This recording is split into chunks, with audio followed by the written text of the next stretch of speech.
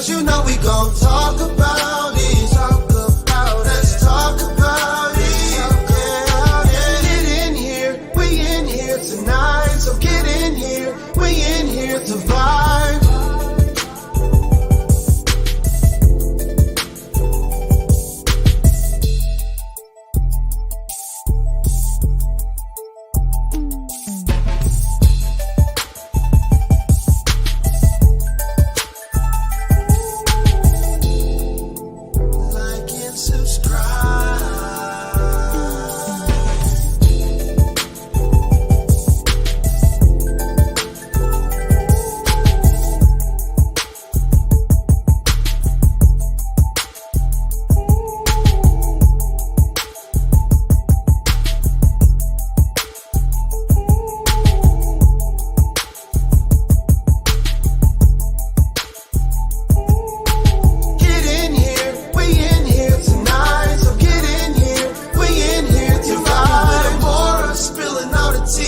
Coming to you live each day of the week. Come on, let's talk about it. Talk about, let's talk about it.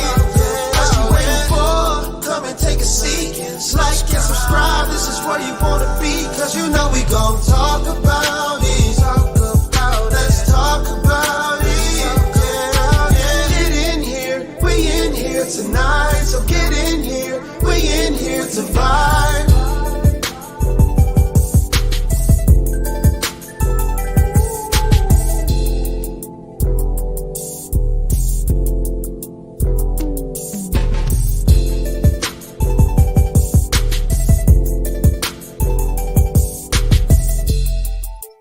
Like and subscribe.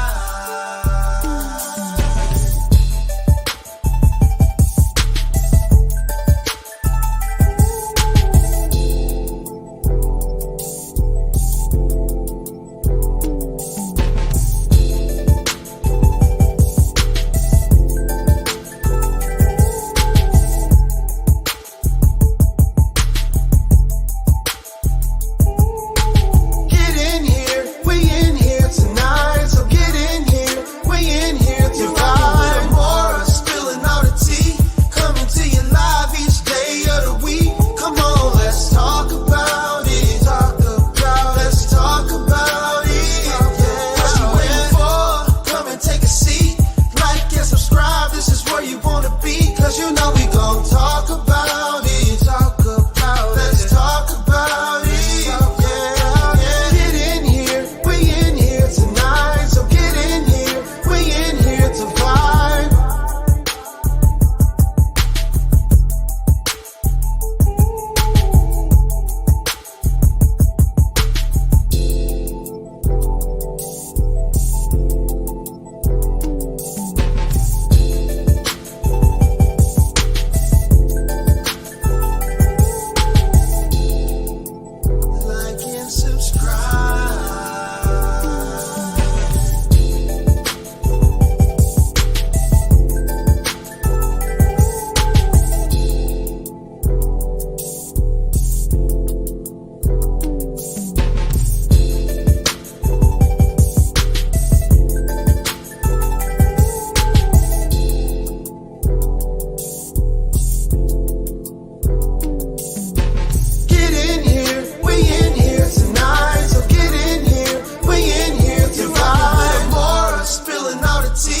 Coming to you live each day of the week. Come on, let's talk about it. Talk about, let's talk about it.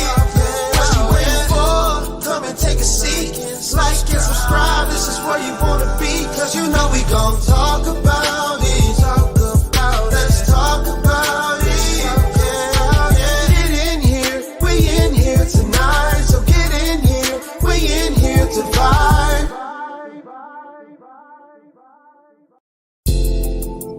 Talk about it. Let's talk about it. Get in here, we in here tonight. So get in here, we in here to vibe. More spilling all the tea. Coming to you live each day of the week. Come on, let's talk about it. Talk about, let's talk about it. What you waiting for? Come and take a seat. Like and subscribe. This is where you wanna be, cause you know we gon' talk about it. Let's talk about it. Yeah. Get in here, we in here tonight. So get in here, we in here to vibe.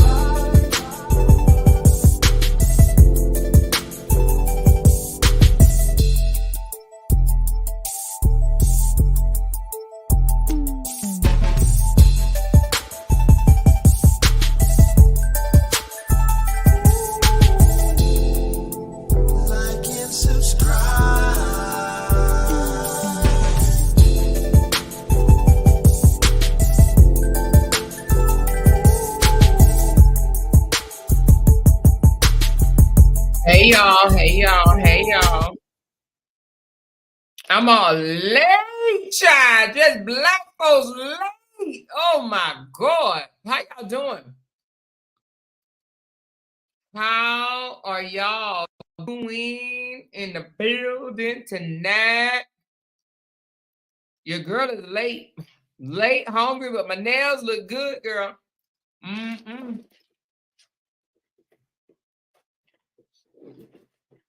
Y'all, my nails look good.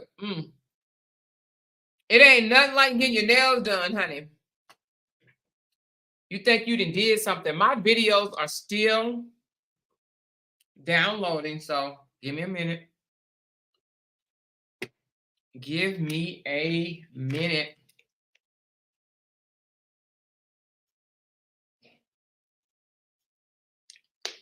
Woo. She said, hit that thumbs up, y'all. That's right. Hit. Hey, listen, y'all. Guess what? Happy Leap Day, baby. Yes, it only comes every 7 years. So happy Leap Day. I hope y'all did something memorable. Because guess what? You can't say next year. Y'all remember last year this day? Honey. You ain't going to be able to say it happened no more until 7 years from now, baby. So happy Leap Day, honey. Who had babies today? Anybody have babies? Anybody, family members have a baby today? Anybody had a grandbaby? A brother, sister? Anybody? Cousin? Hey, Rachel. Hey, Lexi. Hey, Lydia. Hey, El Rose. Tandra, Tyler. Bocamoso. I almost forgot. Big J, I see you. Ashley P, I see you. S Hawk, I see you. Lynn Ross, Jessica Taylor. Mita Lewis, I see you. Pastor West, girl. Hey, me. Hey, Melinda. Hey, lady. Hey, Deborah. Miss Gordon. J. Lou, I see you, girl. Tender T, Disanumi. Hey, girl. Miss Foxy Lady. She said, hey, Amore in chat. I've been falling asleep every night with you in my ear. For real, Makila. Miss Brooklyn girl said, good evening, Amore in chat. Hey, Tiffany. Hey, Teresa. Hope everything is going good for you, girl. Hey, Rhonda. Tammy B, Latanya, Rita, Sandra. Hey, Lavette. Kenjo, R.L. Cooper. Listen, I'm buying time because my thing is still downloading. She said, Amore been out getting beautified. Yes, girl. Yes, honey. Indeed. I have. My nails look good. I had to cut them all down, though. This thing is taking forever. Hold on a second, y'all. This thing is taking forever. I didn't know that was going to do that. Hold on. We are going into, I think it's 23 tonight, y'all. I know some of y'all that I already did. I already know it. I already know it.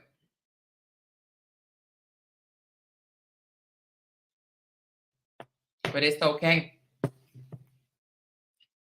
My airdrop is taking a long time. Hey, Miss Tavino, Sharon, Kimberly, Rashida, Miss Glover, Diamond Love. Hold on. Who else we got? Hold on. Water Yourself, Miss Ruthana, Octavia R. Hankins, Yolanda, Jeanette, Jazz, Sandra, Vanita, Sasha. Hey, baby. Oh, thank you. Have you already tasted? Thank you, Butler. I appreciate you, honey. Hey, Melinda, Lottie Jones, Lorraine. Oh, shoot. You know what? Let me put y'all. Let me get on camera. Let me get on camera. Is my camera even on? It said no. Why my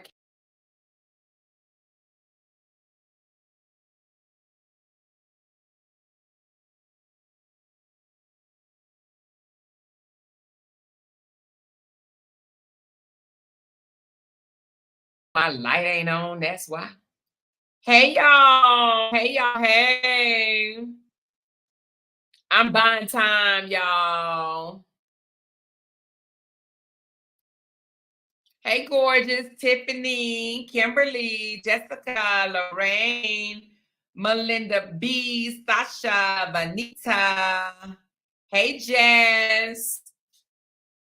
I don't know. Listen, did I miss anybody? My daddy is my cousin. Lord Jesus, merciful. Hallelujah. Praise him. Look, Jay just brought me something to eat, y'all. Look at this. Look at this. Can y'all see it? What the camera show? It's chicken, mashed potatoes, and asparagus. Can y'all see it? It's looking all crazy. Hold on. I might have to fix my camera. Can y'all see the food? Y'all don't laugh at my hair, honey. I'm trying to grow it. I'm getting my hair cut tomorrow. Trimmed, at least trimmed.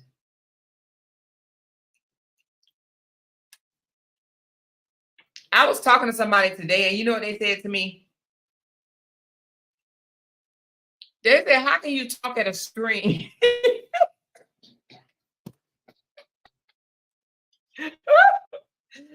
How can you talk at a screen for so many hours and ain't nobody talking back? I said, they do be talking back. Oh, look at my nails down. Oh my God. I feel like a girl. I feel like a girl. Oh my God. Look, they ain't long because, they just ain't long. But they just, when you get your nails done and your toes done, honey, you just feel, honey, I was walking tall, child. I was walking tall. My husband brought me something, so I'm gonna smack me out here. I got a little bit longer to go, just a little bit, and then we're gonna get into Reesa's story, child, honey, because what somebody told me, which I have not seen it, but they said, girl, tonight, child, when you get into this episode, you're gonna be like, what the? She said, I love your hair length. It's cute. Oh, you like it, girl? My little fro, my little mini fro, honey. This is my little mini fro. You see my little thick gray hair? Look. She said that color is so beautiful on you. Which one? This one? Or my hair? Or my nail? But the person that I was talking to, they said, how do you talk at a screen for so long with nobody talking back to you? She said, more I sent you an update of. Okay, all right, I'll look, Teresa. I gotta go grab my phone. But they said, how can you talk to people and they ain't talking back to you? I said, but they do be talking back. She said, no, they be typing. I'm talking about talking. They do not be talking back to you. She said, I don't know how Jenny can talk at her phone for 7 hours and don't even read the comments. See? At least I read the comments, right? I read the comments. Hey, Naya. Hey, Des with the T. She said, we are talking to you. I know. That's how I feel. Hey, Latonya. You know, I always call you Latoya. Hey, Petty Ready. Hey, Miss Tanya. Hey, yes.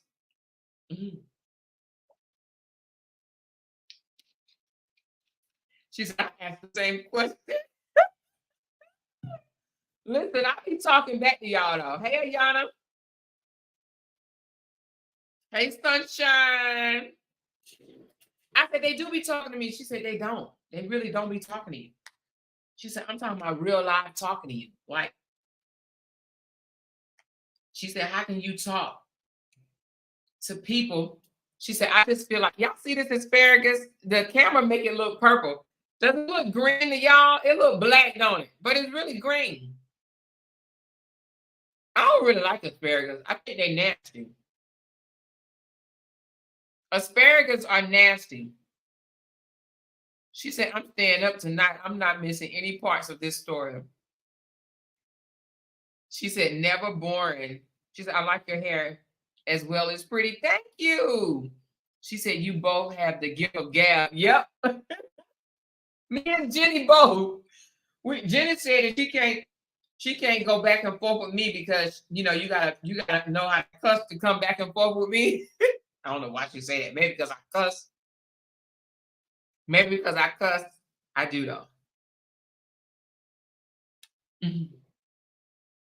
Hey, Kay Sean, she said we be having a full-blown conversation. Don't we know? It's almost done, y'all. But let me put my disclaimer up right quick. Because this, from what I'm hearing, this brother trying to sue some folks, honey. She said, I forced myself to eat asparagus. Asparagus is not that great. But when you get old, you just eat stuff because, you just eat it because you know it's supposed to be good for you or something like that. You don't even eat it because it tastes good no more. You be like, you know what? I know I need to eat this green vegetable, even though it's yucky as hell. She said, Jenny surprised me. When Jenny surprised you, doing what? Let me tell you what Jenny said, y'all. Jenny said, she said, y'all, nah, I ain't even gonna be messy. I ain't even gonna be messy. I'm not gonna be messy. I'm not gonna do it. Now let me go on and stick to this script.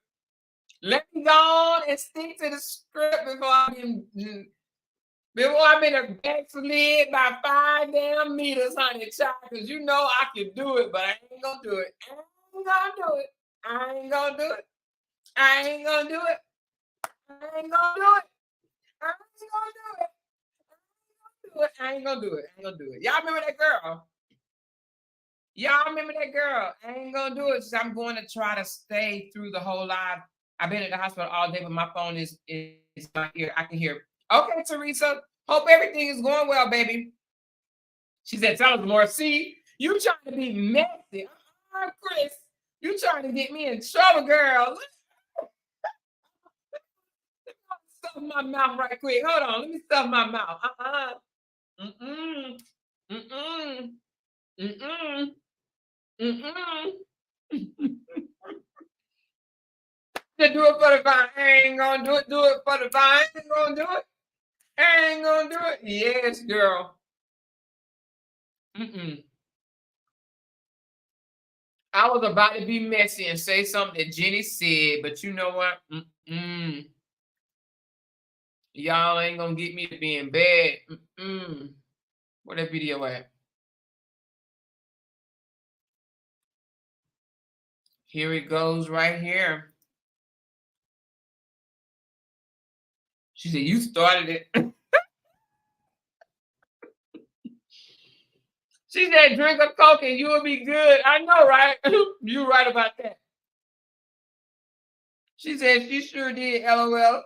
Started, now she want to eat potatoes. Well, I tell you, I love y'all.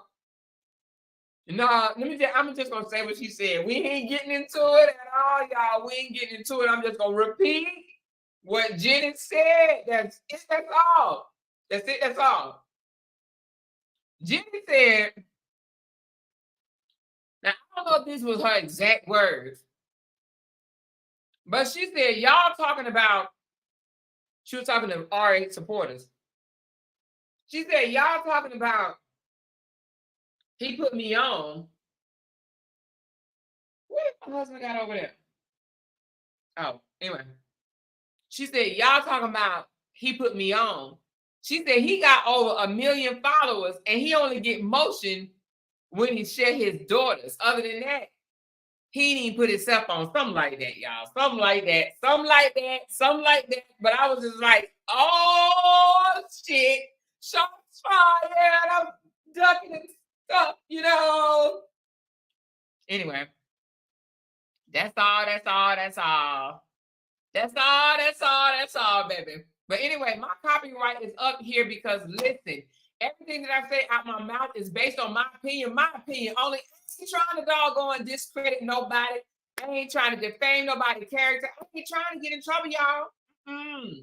So listen, from what I'm hearing, the young man Legion that we're talking about in this video, honey, he mad. That joker mad. That joker said he's going to talk to a lawyer, honey. He said he's going to sit down with Law. He said he's sick of y'all. He's sick of these people, honey. He ain't gonna be able to play nobody on the internet. He ain't gonna be able to jump in nobody's inbox and stuff and ask for no cooter. He said he mad, honey. He said y'all messing up his play, baby, honey. Listen. He said y'all are messing up the play. He trying to play a little bit. You know what I mean?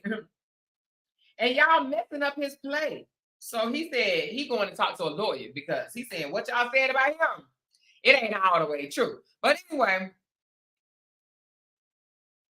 she says, I've been watching the replay because I nod off. Okay, Sandra, we going to get it today.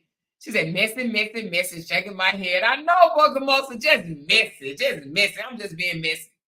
She said, it's going to be a long recovery, but as far as right now, he's still on the ventilator. The swelling has went down, and they lowered the ventilator setting, but they won't to keep him asleep until all the swelling is gone. Okay, Teresa. Well, everybody send up a prayer for our girl, Teresa, because y'all know her son is in the hospital. And we're going to continue to pray for him, y'all. We're going to continue to pray for her son. And the son got a baby on the way. So we're going to pray that everything works out so he can get back to his baby and his wife. His wife. Okay, y'all? Send up prayers, prayers, y'all. Please and thank you. All right, y'all. I finally got this airdrop. Look at y'all. I'm loving these prayers. I am loving the prayers. Thank y'all. Somebody said praying from Texas. Okay. Look at that. Y'all are amazing. Teresa, look at all that love they showing you, girl. But listen, I'm gonna take my my copyright message down because y'all know I ain't trying to defame nobody's character, honey. Nobody's. But guess what? I am gonna put up my my Zelle and my Cash App, and y'all want to know why? Because the day is the last day of the month, baby. The last day of February, the last day of Black History Month, the last day of the shortest month in the year. So today is my last day, y'all. Let's go out with a bang. Let's go out with a bang, bang. Okay. All right, here we go, y'all. We about to start this show.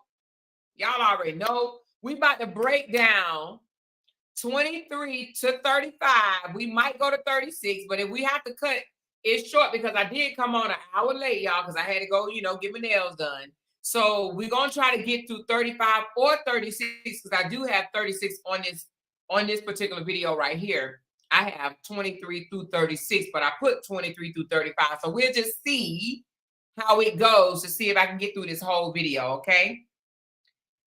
All right, y'all. Are y'all ready? Are y'all ready? Are y'all ready? Are y'all ready? Are y'all ready?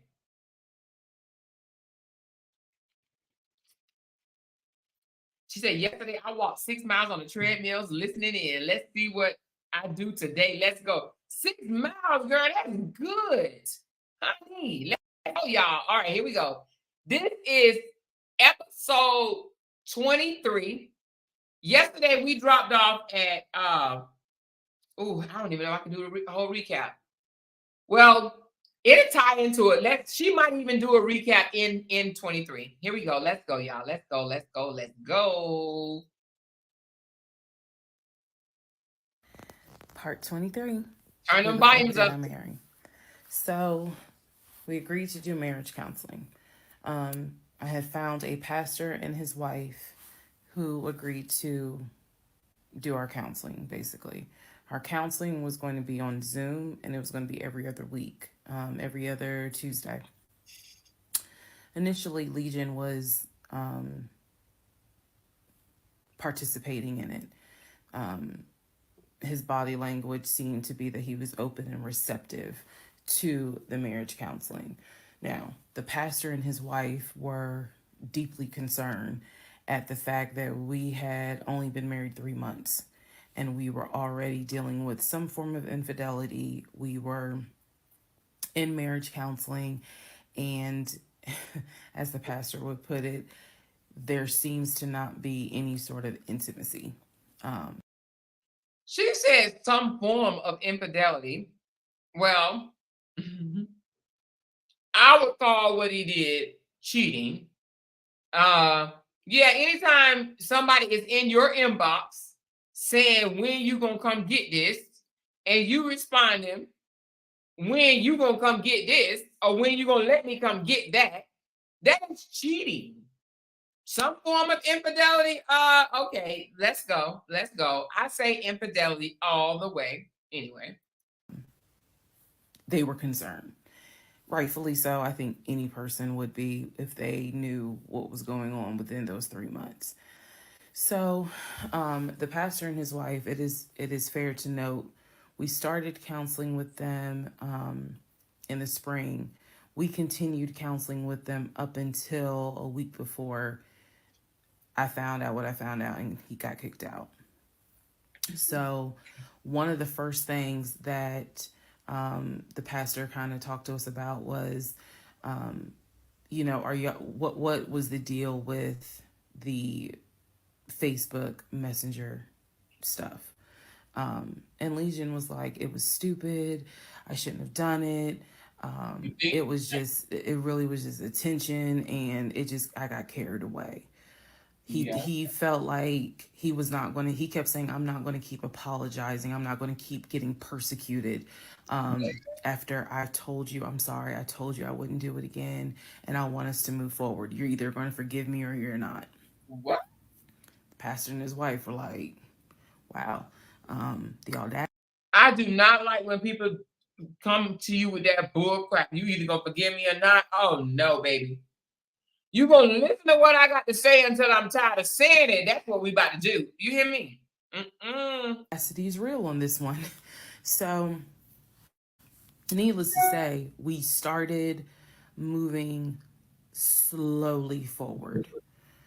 It was always in the back of my mind, just like it was in the back of my mind with that black Dodge Charger. It was one of those things where, okay, I see how you kind of are moving and operating.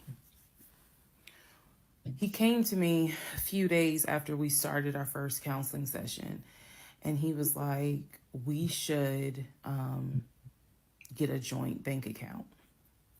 What he wanted to do was to each one of us have our own account and to get a joint account for our money to go in there for joint expenses. Now, up until this point, he had been paying the rent, the utilities, and I really was just paying for my stuff.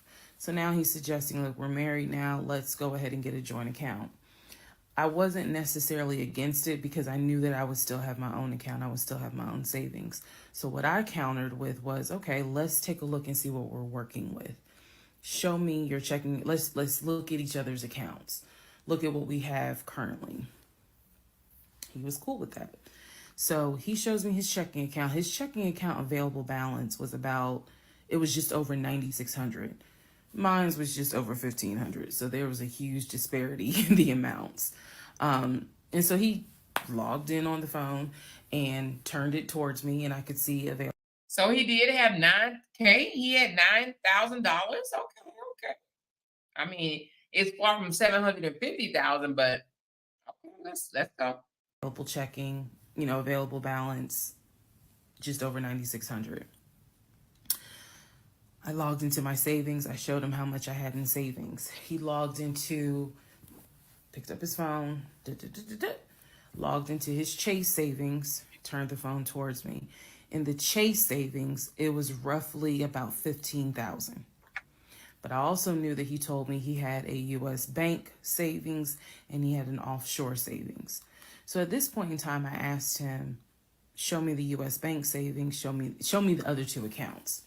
He would not do it. With the big money. This became a huge bone of contention. He would not show me the two accounts that he claims has the most money in there, the accounts that he claims has money for a house in there, because he still was mentioning, hey, we need to get on this house thing if we're going to move when the lease is up. So I'm just adamant on, why don't you want to show me your savings account? You showed me the Chase one, like, what is the big deal? And so he kept saying, he was like, there's a lot of money in there. And he was like, and my uncle always taught me, this is not the uncle that died, another uncle. My uncle always told me, you know, just keep your money tight because women can be, I said, women, like, we're married. So Exactly. go ahead and show it to me. He would not show it to me. So then we went back into marriage counseling, like the next session. And I bring it up. I said, he will not show me these two accounts that he claims has the money in there to buy a house. Right. I told our pastor and his wife, I said, I saw the pre-approval letter, so I don't understand why he's not going to show me to just put me at ease that he has the money in there. I had never questioned it before because, again, you tell me who in their right mind signs their name to a legally binding offer, an all-cash offer on a house, and they just do it willy-nilly. I don't know anyone that does that.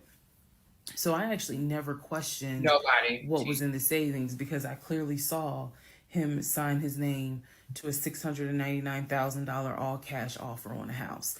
If you don't know what I'm talking about, please go back to the parts in this playlist where I talk about what he did when we were looking for a house. So the pastor and his wife were like, Legion, that's not his name, y'all, that's a nickname. Legion, why would you not show your wife your savings account? Like, what's going on here? And so he made up some bullshit. And I remember the pastor's wife was like, something ain't right. And so at this point, Legion kind of shuts down. He's just like, look, y'all are not going to tell me when and where I open up my accounts to show anybody the money I earned. I earned that money. I earned that money by playing football, blood, sweat, and tears. He went to this whole Denzel Washington monologue about how he earned that money. And no one is going to come in and tell him that he needs to open up the account. So then he starts talking about the ex-wife and how she tried to get money from him in the divorce back when they were in California.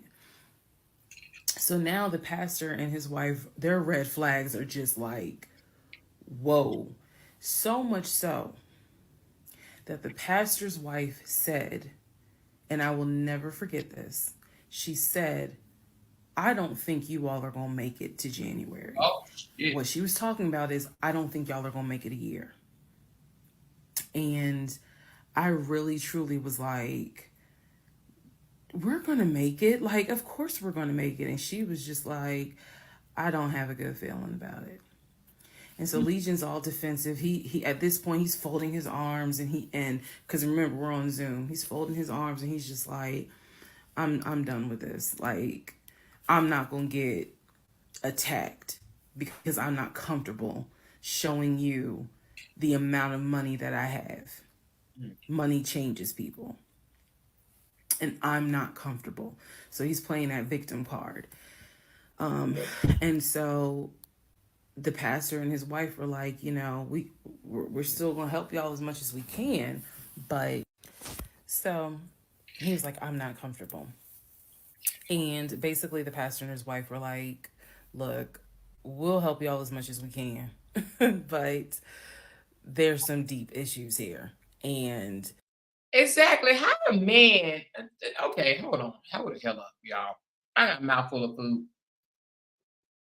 How a man that you married to tell you he's not comfortable enough to share with you, his wife, not even share, not even give her access to the account, but to let her see it. Are you kidding me? Are you kidding me? Y'all have a mouthful of food. I'm not even asking you to put my name on it. I'm asking to see it, and you're not even going to show it. Oh yeah, that's an issue. That's ooh, red flags, red flags, red flags, all over the place. Good Lord, You know, had you, this is what they advised us. Had the two of you came to us for premarital counseling, we would have told you, do not get married. seriously? Y'all should not even be together. Damn. That is what our that is what the pastor and his wife told us in marriage counseling. If you two had come to us for premarital counseling, we would have told you y'all should not even be together, let alone get married. But here we are. So we will help you guys as much as we can. But the pastor's wife was like, I don't have a good feeling that y'all are going to make it a year. Mm-mm-mm. Listen, R. Hankins says, when the pastor don't have faith, she should wrap it up then. You know what I mean? It's a wrap. It's a wrap. Oh my God. So listen. What do y'all think about this brother not wanting to share, not even share, but show his bank account to his wife?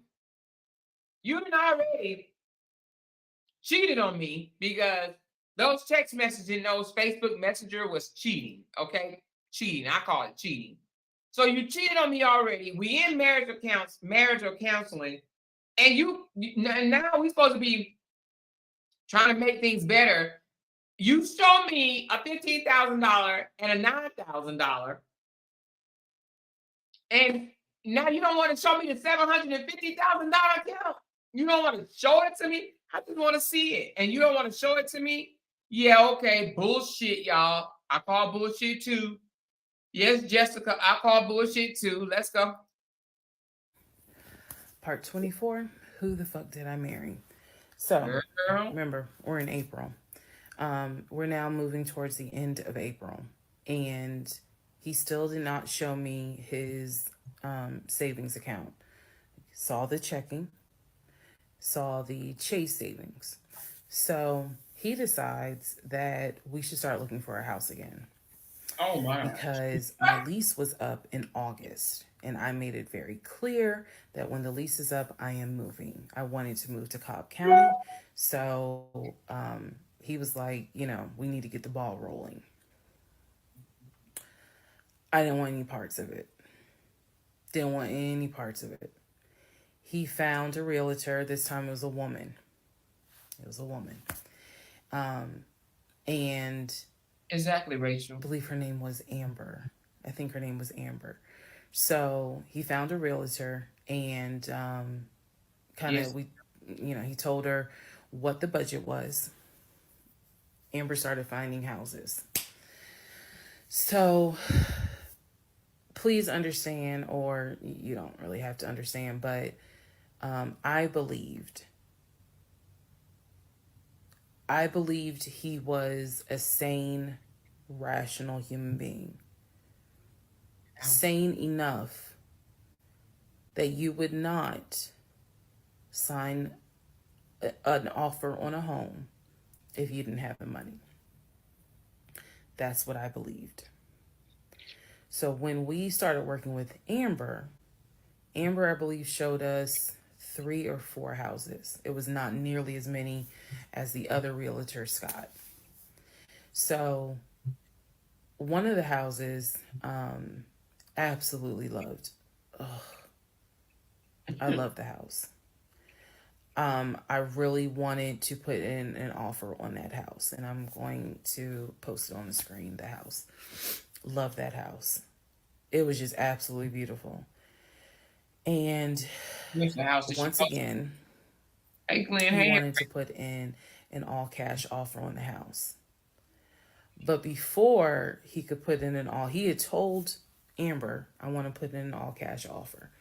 And what Amber the woman was smart enough to say is, okay, let's just go ahead and take it one step at a time. Let's go ahead and get your pre-approval stuff together. Right. She said, I work with a great lender who, if you're not already pre-approved, he can get you pre-approved, no issues. And then if you want to do an all cash offer, then we'll go ahead and get the proof of funds together so that way we can submit it all with your offer. Jesus. Y'all already know what happened because you remember What what did you do, happened girl? in the What did last house with Scott. Basically, Legion was like, well, I can get you whatever you need. That's fine. But I really don't want to submit proof of funds unless they accept the offer. Amber, and I don't know where she is. I don't even know if she'll ever see this video. Anyway, let me keep going and I'll explain why that woman has a special place in my heart. So Amber was like, I totally understand, but this is how we're going to do it. I'm going to need that paperwork, okay?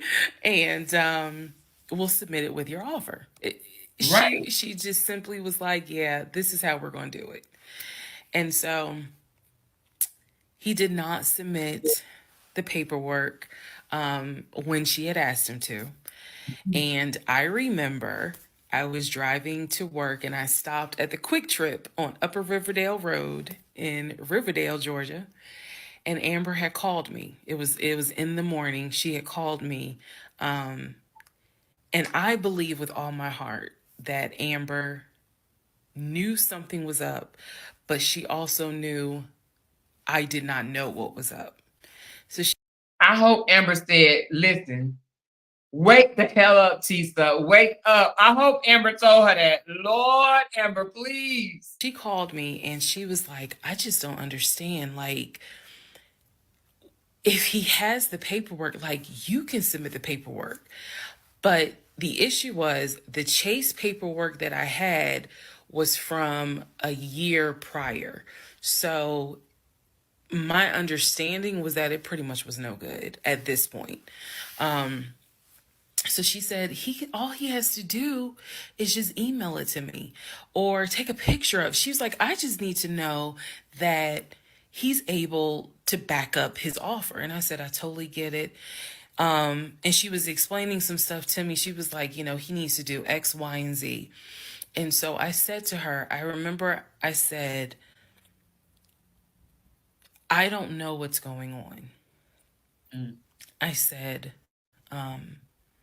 I'm going to get down to the bottom of it, but I don't know what's going on. And so let's put a pause on this whole thing. Let's put a pause on looking at houses. Let's put a pause on getting his pre-approval letter because I'm not sure what's going on. And she got quiet and she said, okay. I said, and I know this sounds weird. And she said, no. She said, that is actually very smart. She said, do your research. And if I can be of assistance, call me. She said, whether you buy a house with him or you buy a house on your own, I will be more than happy to represent you. I don't know where Amber is today, but that one sentence, I felt like just woman to woman, she was basically telling me, run, girl. something Run. ain't right.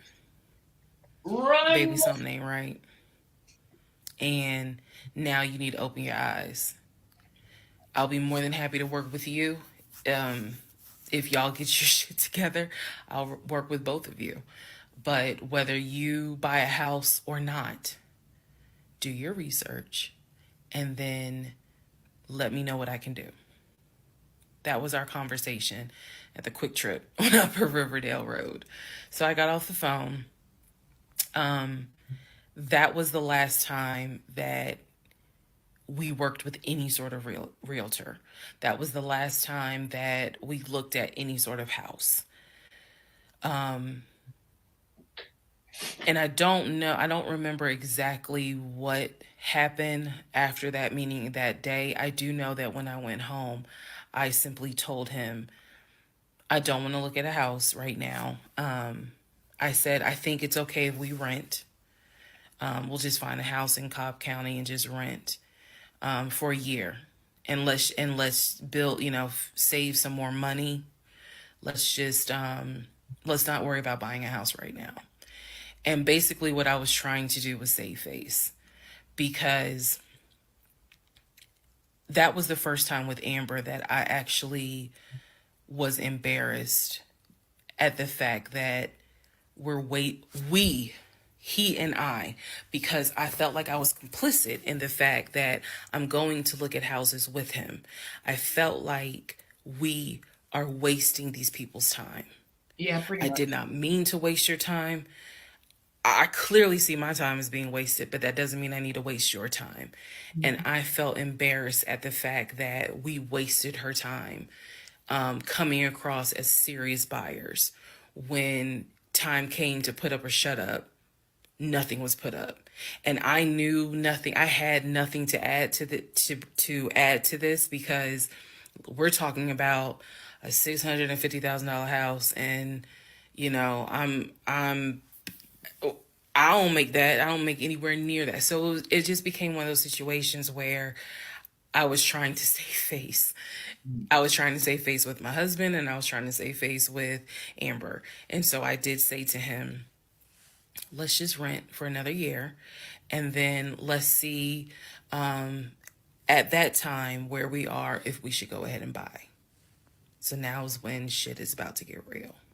Ooh, Lord. She said, hold on. She said shit is about to get real. And you know what? I want to hear what the shit is about to get real. I want to know. Because I just don't understand how another failed purchase of a home can fall and you suggest rent a house. At that point, I would have been suggesting you live in your house and let me live somewhere else. You understand what I'm saying? But let's find out what shit is about to get real, baby. What is it, y'all? What is it? Come on now, y'all. Come on. We about to see. Part 25, who the fuck did I marry? So we weren't looking at houses anymore. We were not working with a realtor anymore. The end of April, I had decided that I wanted to look for another job. I did. The reason I wanted to look for another job is petty. Yeah, it is. I wanted to look for another job because I was pissed off at the fact that I had basically was dependent on him to help with the car note. So I wanted to look for another job where I could afford life all by myself, including that car note. Basically where I would make more money. How was that petty, girl? I told him that I was going to start looking for another job. He laughed. And his exact words were, "You're not going to leave Georgia State Patrol." He was like, "I swear you love them niggas more than you love me." He laughed. So that fueled me even more. So I was hitting the pavement hard trying to find another job. I was applying to all kinds of places. Got a phone call from my current job. So this is how I ended up in my current job. Got a phone call. They had sent me an email with a background packet. The background packet was long and extensive, but in the background packet, it asked for my spouse's full name, my spouse's date of birth, and my spouse's social security number. So I showed it to Legion and I was like, I need your social because, I'm applying for this job. It's a great job. It's way more money. And, we're talking about moving anyway to Cobb County. So this, this is a God thing. He did not want to give me his social.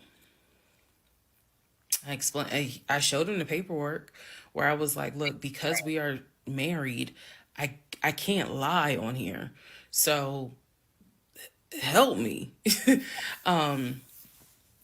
So he writes down his social security number on the background packet. And I eventually turned it in. I had scanned it, saved it in my email, and sent it in. And I looked at it one day, just going through it, just making sure I didn't really miss anything. All T's were crossed, all I's were dotted.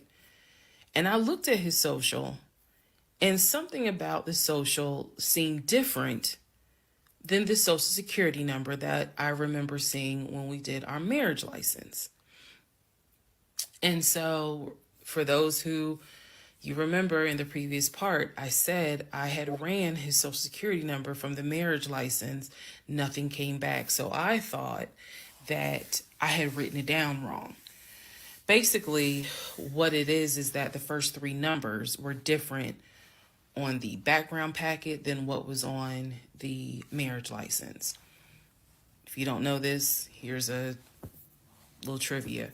Your social security number, the first three numbers, pretty much are dictated by the state you were born in and the state that issued your birth certificate. So he was born in Pennsylvania. So the first three numbers of his social security number should be attributed to Pennsylvania. Pennsylvania, shit, they probably got like 5, 6 different numbers, 3-digit numbers that your social security number can start with. So the social that was on the marriage license, for example, was probably 1, 2, 3. What was on the background was 4, 5, 6. Both of those social security 3-digit prefixes are issued through the state of Pennsylvania. Again, this is an example so I can make it clear. So when I saw his social on my background, I immediately knew that was a different social than what I saw on the marriage license. And when I compared, because I had found a copy of the marriage license that we turned in because I had filled it out on the computer. So sure enough, the first three numbers were different. The rest of the numbers were the same. So one of two things, either when I ran his background, I did in fact put in the wrong number, or the number on the marriage certificate or the background packet is wrong. So I decided that I was going to roll the dice and take the social from the background packet. Again, this is the background packet that I had to fill out to get my current job. I was trying to get a new job. Okay, so I took that social and I ran a background check on it. What came back on this particular background was all the addresses that the social security number, I guess, had been attached to. So all of the addresses, the states were Georgia, Rhode Island, Pennsylvania. What I did not see was California. So I thought that was weird. I thought, okay, maybe this is not a complete background because clearly he went to San Diego State. It's on his resume. It's on quite a few things. Social media. He didn't have a LinkedIn, but it was on his social media. So clearly he had been to California. So maybe I just need to do a different background check. Hey, Also Callie. to note, during this time, I think I told you guys he had hit his leg at work.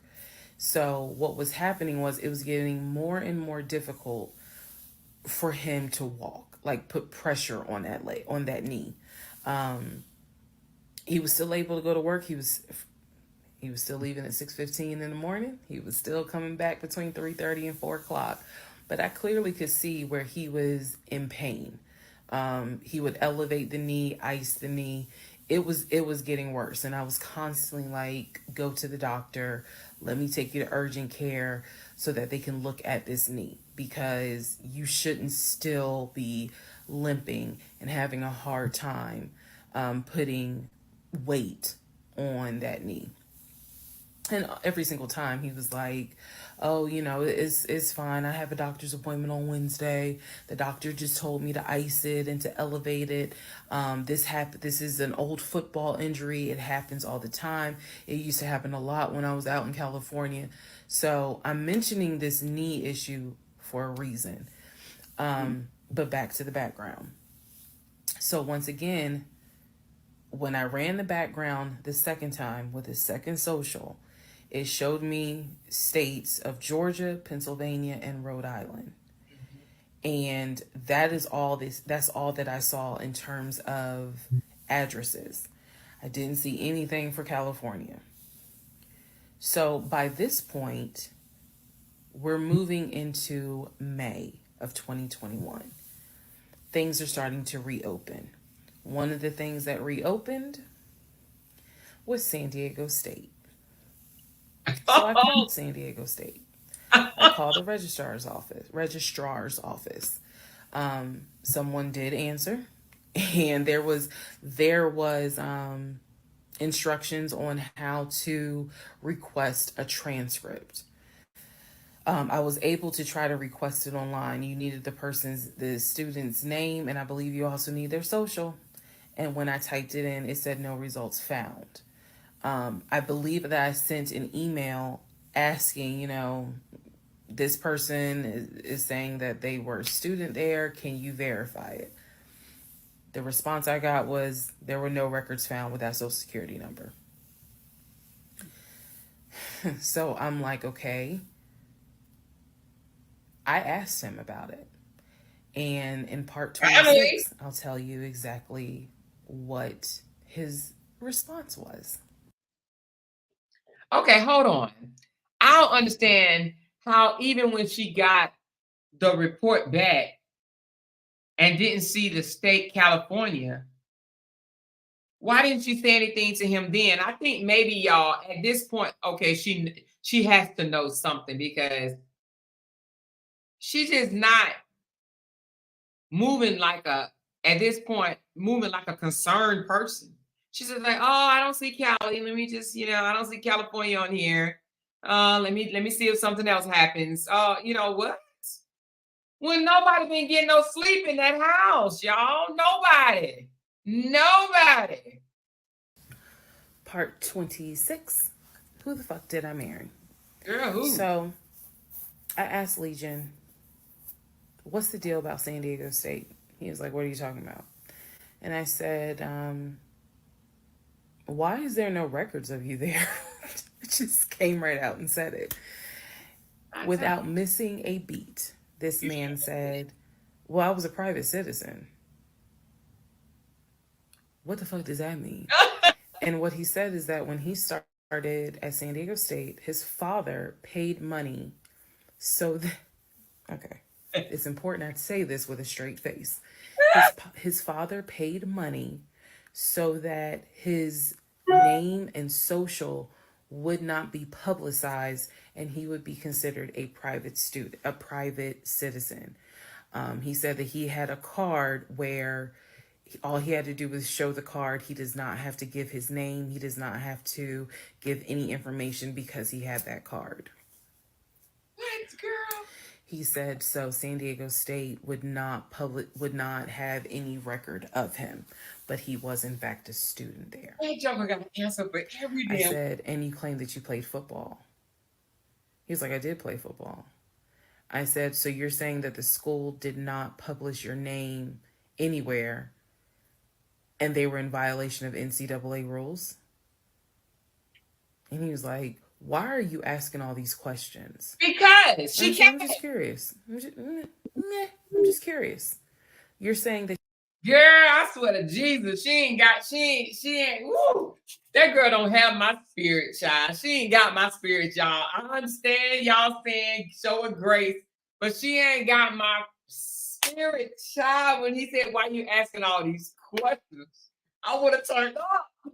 I would have turned out. What do you mean? Because I want to know. Because this, and this. Man, I would have ran down all the lies this brother done told. Man, she ain't got my spirit. She ain't got my spirit. I'm trying to tell you. Woo! You were a private citizen. But yet, how were you in compliance with NCAA if you were a private citizen and they did not publish your name on any roster? So that was his excuse. He was like, all I can tell you is that I was a private citizen. My dad paid for it. Okay. You bought it. So now I know that San Diego State has no record of him. Now I know that his social security number, at least the one that's on my background packet, only shows that he only shows that he lived in Georgia, Rhode Island, and Pennsylvania. Okay. So at this point, the pain in his knee is getting worse. It's getting to the point where when he would come home from work, he would take a shower and immediately get in bed, elevate his knee. I hope this man ain't told her a fake name, y'all. Is that what I'm about to hear? Am I about to hear that she took him to the hospital and his ID card is something different than what she thought or something like that? I mean, I don't know. Let's see. He was not even eating the way that he used to eat. It was getting to the point where at times, if you remember when I told you all about the miscarriage, they gave me pain meds because I had taken that pill. But the pain meds I was allergic to, so I couldn't take them. But I still had them. So the pain in his knee was getting to the point where he would take one of those pain meds just to get through the night. He was constantly in agony, constantly kind of tossing and turning, so much so that in May he moved into the guest bedroom because I couldn't deal with the tossing and turning thing. And he just said he was more comfortable there. So what at first was I hit my knee at work, turned into, no, it was an old football injury. This has happened before. Turned into, it's painful for me to walk on it. Turned into, it's actually hard for me to work on it. But he was still going to work at 6:15 every morning and coming home between 3:30 and 4. So it is, again, I'm just giving you guys the chronological order of how all this happened. So at this point, we're not looking for a house. I still have not seen the two savings account.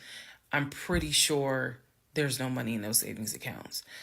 But again, he was going to put in an all cash offer with Amber, the realtor.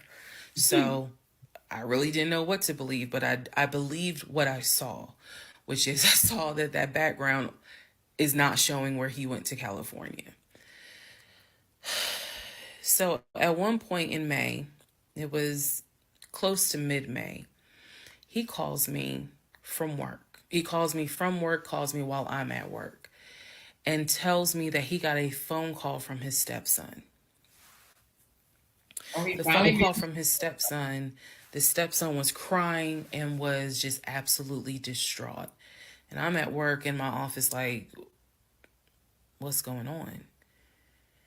And he says to me that the stepson informed him that his stepdaughter passed away, that she died from COVID. The stepson this is the story. The stepson found her in her apartment because they had not heard from her for a couple of days. And she was unresponsive. He called the ambulance. They pronounced her dead when she got to the hospital.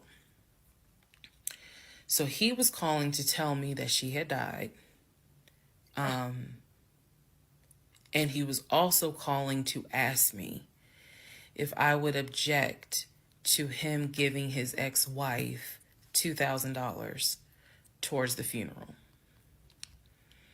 As I've stated before, and I still am this way to this day. I don't play about death. So when he told me that she died, I immediately went into the, all right, I'm sorry to hear that. Whatever we can do to help, let's help. Because surely nobody would make that up. So he was like, are you okay with that? He was like, we're married, and the agreement was that anything over $500 would be a discussion. So 2,000 definitely. And I said, yeah. I said, that's totally fine. I'm fine with that. He was upset because, again, he was close with the kids. And my heart went out to his ex-wife. It did, because I can't even imagine. I cannot even imagine. So, Okay. part two. So, y'all, wait a minute. I know some of y'all have seen this, right? And I know I don't want y'all to tell me. I don't want y'all to tell me. But y'all, please tell me that that brother did not lie about his stepdaughter.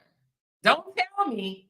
Don't tell me. But please tell me that he did not lie about his stepdaughter. Are you freaking kidding me right now? She is not about to say that, right, y'all? She can't. What's wrong with this joker? What is wrong with this joker? All right, y'all. So we at the point now where she checked the Social Security. She don't see California. She only see Georgia, Pennsylvania, Rhode Island. That's important for some reason. We're going to find out. Okay?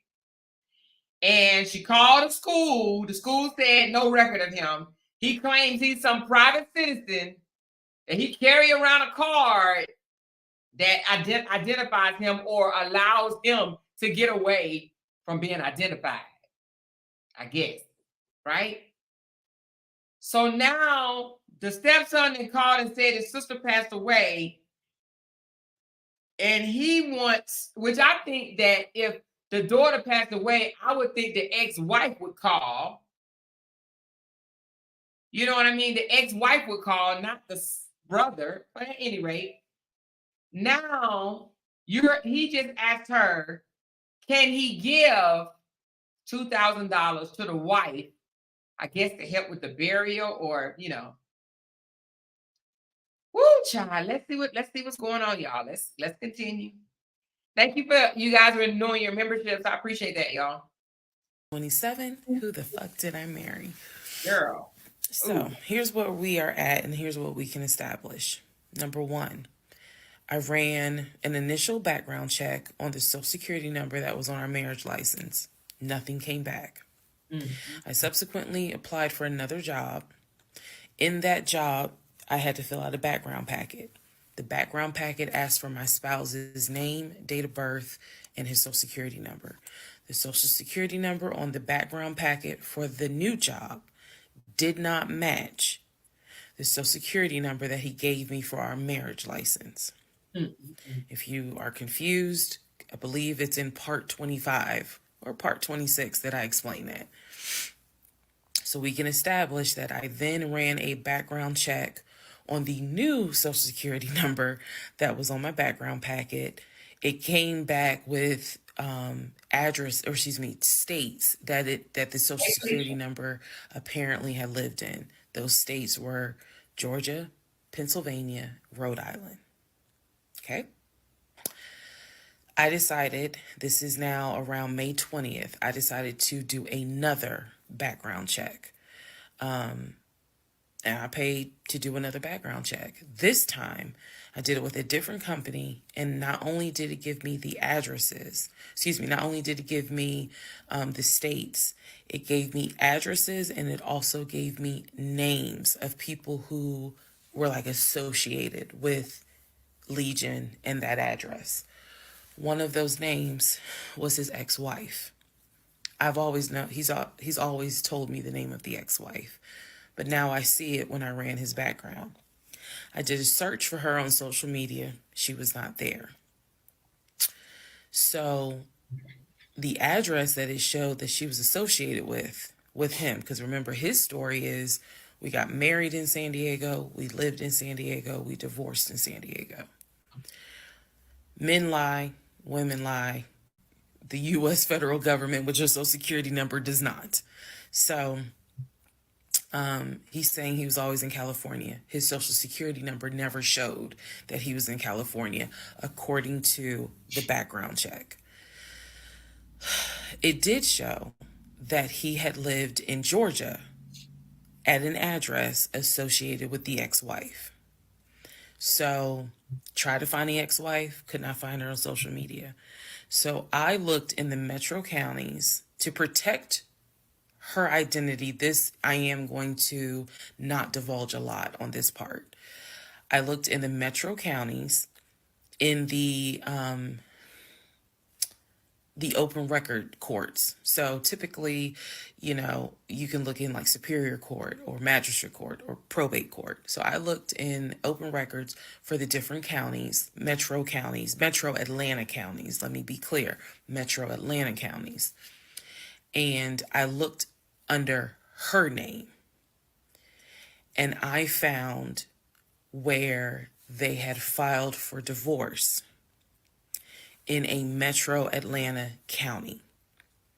So when he said that he filed for divorce in San Diego and that he was married in San Diego, I was able to find, no, according to the state of Georgia, you were married here. You were divorced here. So I looked under her name, found a record for divorce, and it did show his name. So now I clearly see on my computer that there is a metro Atlanta County Court that has a divorce record in the state of Georgia between him and his ex-wife. So I did what any rational person would do. Because this is still kind of COVID time. Well, not really. It had nothing to do with COVID. Let me take that back. Because of the parameters of the court, you can only do the open records request in person. No, Callie, they moved at lightning speed, baby. No, honey, he was living there after 2-3 weeks, honey. He was already living in the house. He's gonna have to go back and catch up. I did what anybody would do. I told my boss I had to go. I grabbed my purse, grabbed my keys, and I drove to the court to do the open records request in person. The open records request was for the divorce documents. Go back in the series, and remember I did a background on the ex-wife. I told you all exactly what was told to me. He met her in California. He married her in California. He divorced her in California because she cheated on him. He filed for divorce. She tried to get spousal support. It was going to be a little ugly. He was helping her with the kids. That was the story that was told to me. So, went to the court, filled out the paperwork, got the open records request for the divorce decree, for the divorce records. First thing I see, he didn't file, she did. Second thing I see, they didn't make it more than 6 months. I see the date of marriage. I see the date of dissolution. 6 months. What? Third thing I see, he was served in Metro Atlanta, which means that at the time of the divorce, he was living in Metro Atlanta. California was never mentioned. Fourth thing I see, he filed what is called a pauper affidavit. If you don't know what that is, I'm going to do my best to explain it real quick. Basically, he filed an affidavit with the court saying that he is so poor, he could not afford the fees to pay for a divorce. He couldn't afford a filing fee. He couldn't afford a service fee. That is what a pauper affidavit is for. All of this is in the divorce documents.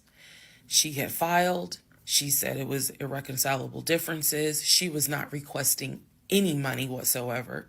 And both of them had signed a pauper affidavit. He was served in Georgia at his previous employment. According to the divorce documents, he was served at like a grocery store. That is what was listed as his employer. And it had a date of when he was served. So I see all of this in one day. I also see where on the divorce documents, she listed her name, her address, and her phone number.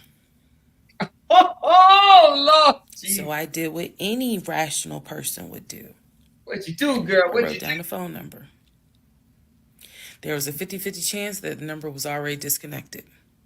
She could be like me. I'm one of those people. Honey, you can sneeze at a 27-degree angle. I will change my number so quick, you ain't even know what hit you. You can talk to me at 5 o'clock, and at 5:05, my number has been changed. So she could have been like me, and the number is not even active. Or she could be like some people I know who have kept their number since kindergarten. Either way, I wrote the number down. I left the court, and I immediately went back to work. And the same friend who helped me when I had my miscarriage, I told her, I was like, I got this phone number. This is the ex-wife. She was like, girl, you better call. Okay. You better call and find out from her. Because I think she said to me, can't nobody tell you what is going on quite like the ex-wife. Yeah. So, Really? part 28 Woo! is the phone call that I had with the ex-wife. Did she record it? Y'all, it's getting so good. Did she record the call, y'all? Don't tell me, but did she record the call? Lord Jesus, this brother. What in the world? You know what? I gotta give her credit for something. It ain't no way I would have been able to hold on to all this information. She said she left work, drove to the courthouse, and saw the divorce paperwork and drove back to work. I would not have been able to hold on to all this information. I would have left work, drove to the courthouse, saw the paperwork, and drove home to confront him. I can't hold shit like that, y'all. We need to talk about it like right now. I would have been on the way driving down the road like this, y'all. Look, I would have got the stuff out of the courthouse and would have been like, you better answer this phone. I just know you better answer this phone. You better answer this phone. You hear me? I would have been blowing the phone up. She can hold some stuff, honey. I don't know how she can, but girl, she was patient, baby. She was patient. She was calm. She was collective. Because I would have been told, I already know you ain't went to San Diego State. I know that this ain't your real Social Security number. I know that this, and that, and this. I know this. You better start talking. You better start talking. Man, listen. Let's find out what happened. We are now going into episode 27. Callie said they're going to turn into a Netflix series. Watch what I tell y'all. It's making too much noise. Well, Callie, it's going to make other people come out and start telling their story. You watch. Episode 27. I think this is 27. Oh, Part 28 of Who the Fuck Did I Marry? So I had the phone number, went back to work. My really good friend was like, you better call her. You can use my phone, but call her. So I called her. She answered. Let me use aliases. And the conversation went like this. May I please speak with Barbara? This is Barbara. Barbara, this is Shirley. Shirley who? This is Shirley Jones. I am the wife of Legion. Silence. Then she starts laughing. Oh, Lord. And she said to me, and I quote, if you were calling me, then I know it's bad. I chuckle. And I said to her, I'm not trying to bother you. I'm not trying to disrupt your life. I said, I am literally coming to you on some woman to woman shit. I said, because you are probably the only person who can help. she listened. She was gracious. And she said, what is it that you need to know? Or what is it that you want to know? And I said, I understand that you and my husband talk and communicate. And she immediately said, what? No, we don't. And I said, okay. She said, one thing you need to know about Legion. She said, whatever he tells you, it is a lie. And she said, again, let's go back to part 1. I told you guys that when he introduced himself, or when we met, we actually had matched on 2 different sites. And he was under 2 different names. One was like the actual birth name. The other one was a nickname variation of that name. That's the name I know him by. So for example, if his name was Matthew, he had a profile under Matthew, and then he had a profile under Matt. I would have known him as Matt. So she said to me, she was like, I don't even know who Matt is. She was like, that's not even his name. And so I knew what his actual government name, and she was like, no one calls him Matt. She was like, that must be his new personality. Or she was cracking a joke, but she was like, anything he tells you, you need to know is a lie. So I just asked her, I said, what was your experience? I said, because I can tell you the story he told me. And she stopped me right there. She said, whatever he told you was a lie. She said, let me guess. He told you I cheated on him. Let me guess. He told you that I wanted money from him. And I said, yeah. And she said, yeah, that's a complete lie. So we had a conversation where she told me how they met. They didn't meet online or anything. I said, well, were you guys ever in California? She said, no. She's like, she was like, that man ain't never been past the East Coast. So I said, okay. So you guys have always been in Georgia? And she said, yeah. She's like, we got married in Georgia and we got divorced in Georgia. And that's when she asked me, how did you even get my number? She said, because I want nothing to do with him. So how did you get my number? I said, I'm going to tell you the truth. It ain't going to make me look good. I told her, I said, this is what happened. And this is what led to me doing research. And this is how I got your number. And she laughed. She was like, wow. She said, she like, normally I would be freaked out. She said, but under the circumstances, she was like, wow, okay. She said, yeah, if you're calling me, then it must have gotten pretty bad. She said, so what did he promise you?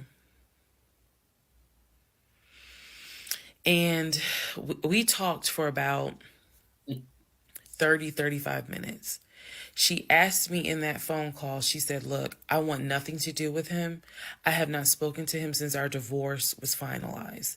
She said, so I would just appreciate if you keep me out of whatever's going on with y'all. And I told her, I said, I give you my word, I will never tell him I spoke to you.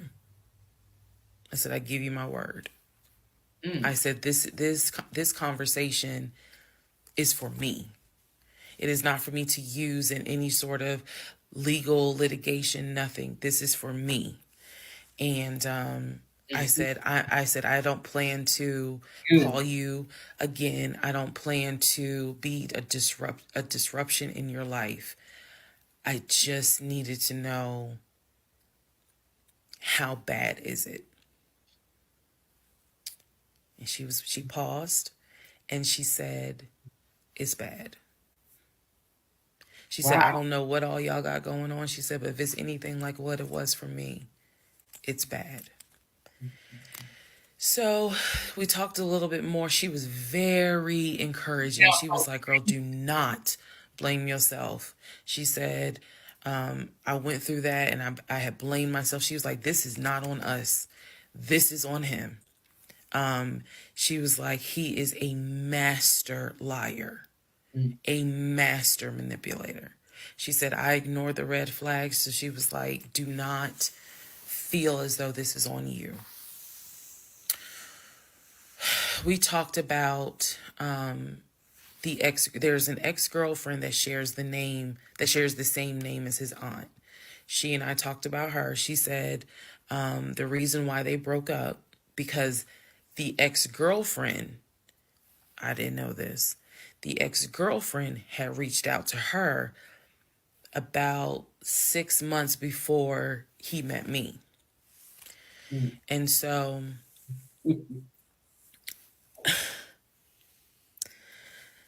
the ex-girlfriend lived in Douglasville.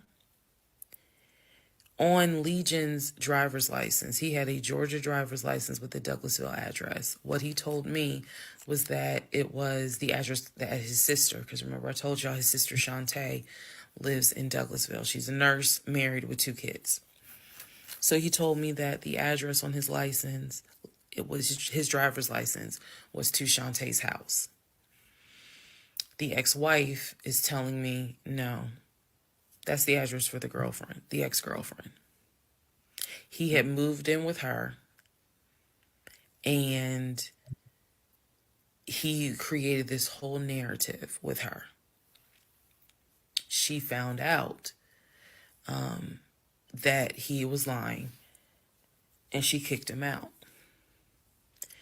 And so I guess after she kicked him out, she then reached out to the ex-wife, kind of the way I did for confirmation. And so the ex-wife was just telling me, whatever that man has told you, it is a lie. She said, I got out before it got too bad. She said, because once I knew he was lying, I was out. She was like, because he's never going to change. And so, again, conversation went on. And so finally, we were getting ready to get off the phone. And before we got off the phone, I said to her, I said, if everything is a lie, I said, I have one question for you. And she said, sure. I said, how is your daughter?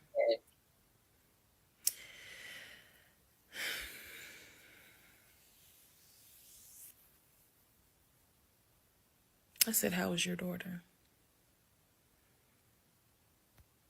Next part coming up. So look, y'all, she said, how is your daughter?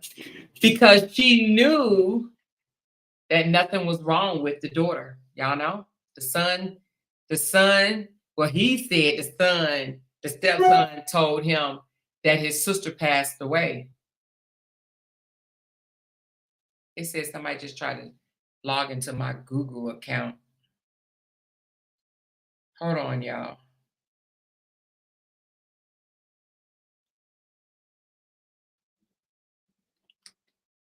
Hold on 1 second.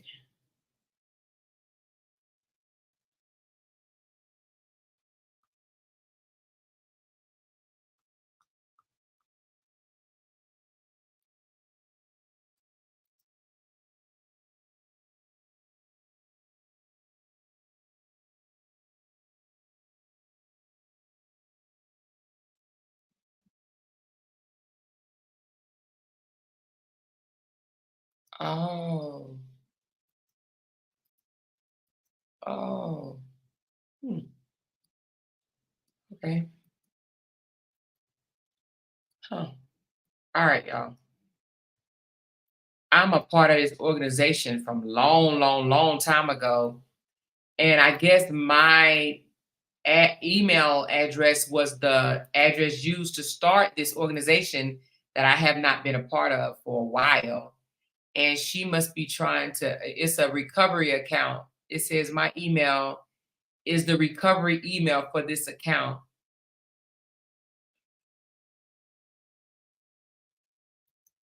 Okay, so she's just trying to reset the password. Okay, anyway, I'm sorry, y'all. I'm sorry. What was I? Okay, so she asked, how is the daughter? Because she knows that there's nothing wrong with the daughter.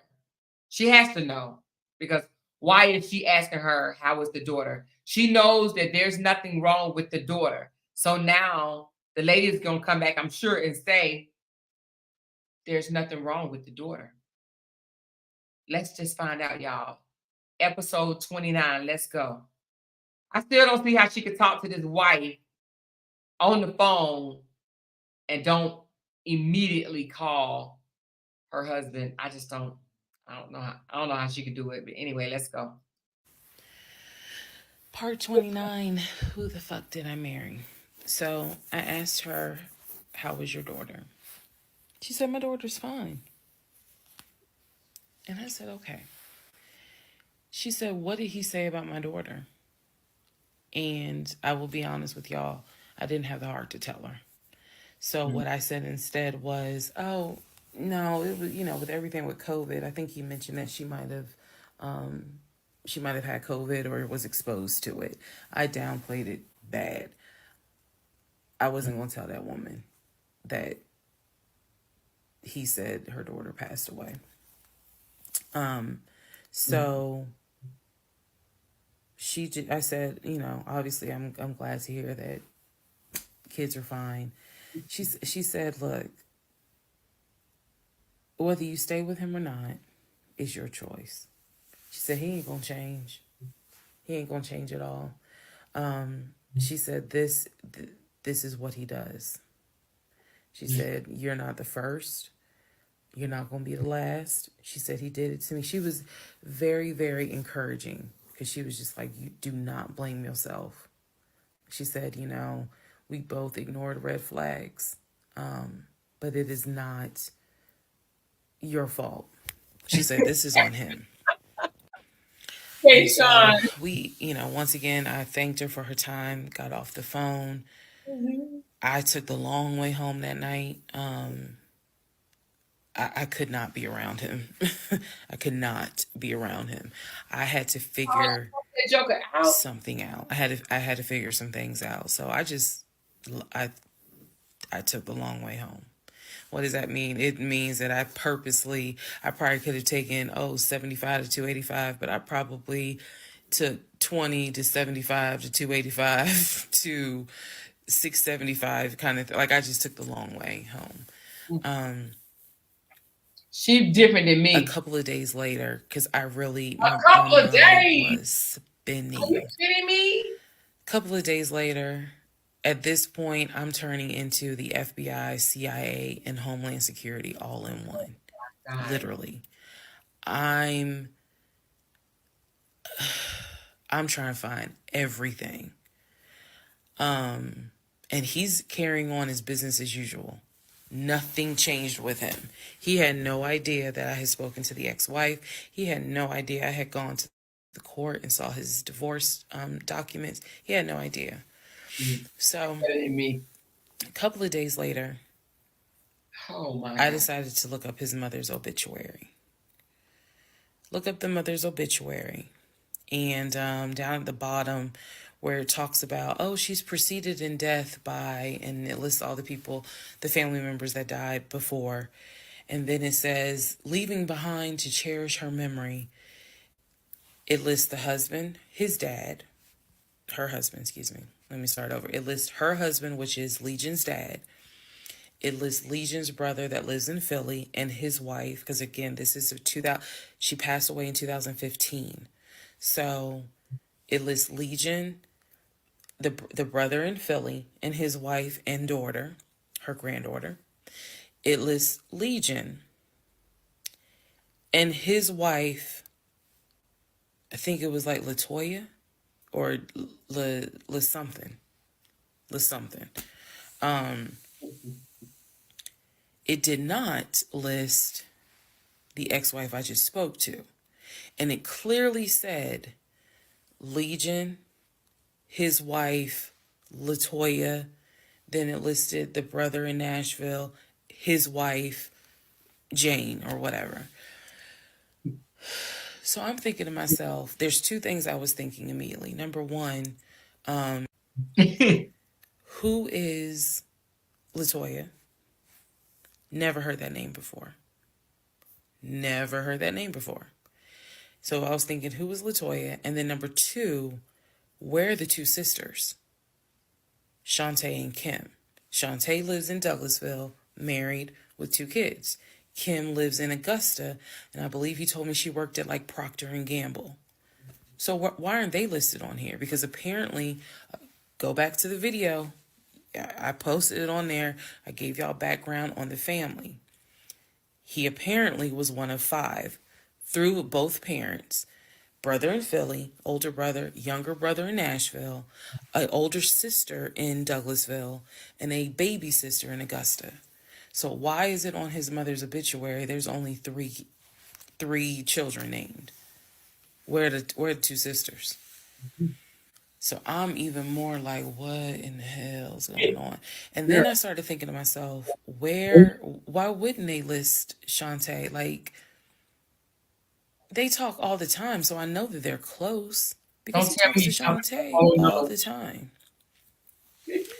So I really was confused. Again, keep in mind, I'm trying to give y'all insight into how I was thinking May of 2021, because I still didn't find out a lot of stuff at that time. I found out enough to figure out, okay, it's not a question of if he's lying. That was over. It's not a question of if he's Okay. lying. The question now is becoming, what else is he lying about? Doesn't even matter. Like, girl, you with a pathological liar. So we had the phone call with the ex-wife. Now I see an obituary that apparently there's another wife. I know on our marriage certificate, it only states he had one previous marriage. I had 0, he had 1. So this is how I'm thinking in my head, which is, okay, what am I missing here?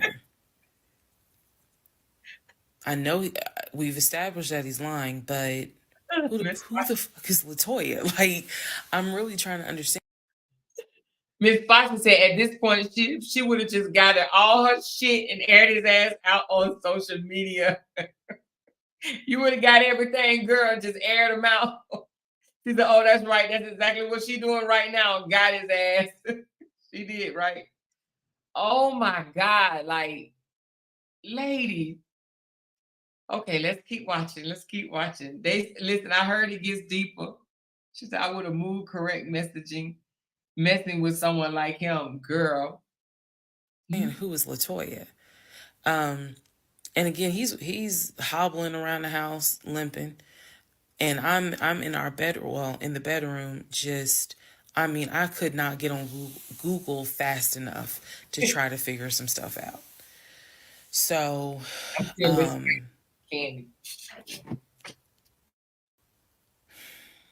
see the mom's obituary, study it, and at this point, I'm now trying to figure out, okay, what's the game plan? What is the game plan? And that's where we're about to get into the next part. Okay, back just in time. Hold on. Okay, part 30 of Who the Fuck Did I Part 30, Marry? let's go. So I'm going to use this as a clarification video. So we're going to use part 30 as a stop. Let's clarify some things. I've done that before on a previous set of videos, so I think it's just important to do that so that way I can try to address some of the things that I have seen in the comments, both supportive and just downright mean. But let me clarify some stuff. Number one, it is important to remember that I am telling this entire story of how I met, dated, married, and divorced my pathologically lying ex-husband. I am going in chronological order of events. So what that means is that, ma'am, sir, whoever you are, if you were coming in at part 30, but you have not seen part 11, some stuff is not going to make sense. I know. It is a long playlist. And don't worry about watching the video as soon as it comes out, because everything, I'm trying to do this responsibly of telling the story in the order of which things happen. So I say that to say, please, if you're able to, start at the introduction disclaimer video. Start with part 1 and then just watch each video, because a lot of the questions people are having that I'm seeing in the comments, and I say this respectfully, is just because you did not go to the other videos and watch them in order. That's just the first thing I want to say. It is important that I get this story out, but that it's done, like I said, responsibly. To me, responsibly is being honest, even if it makes me look bad, but then also trying to be clear and not ramble all over the place. So I'm trying to take the time to tell you, this is what happened at this time. This is what happened at that time. That's why there's so many parts. And we're not even to the part of the divorce yet. We're almost there, but we're not there yet. Second thing I want to clarify. I cannot stress this enough. My family and my friends did not know what was going on between Legion and I. They did not know. My family only knew, we've met this guy. He's dating our daughter. Is Miss Foxy back now? Miss Foxy, say something right quick. I think I just unhear.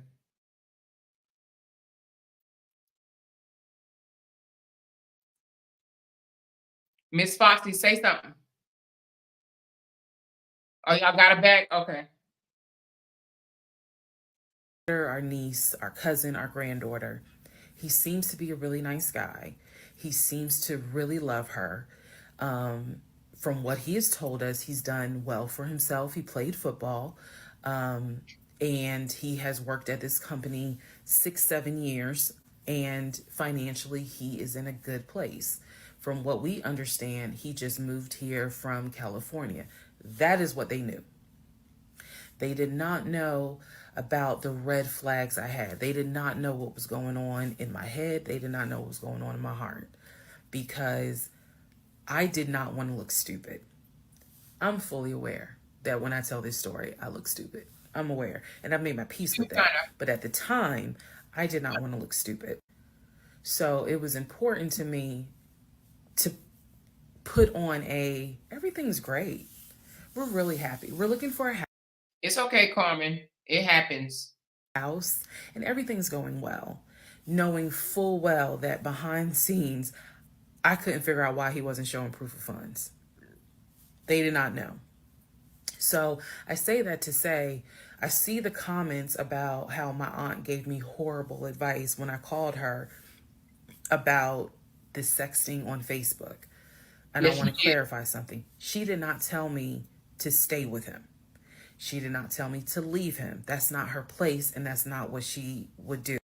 But she did say, I can't tell you what to do, when you just told her that you caught him basically sexting online.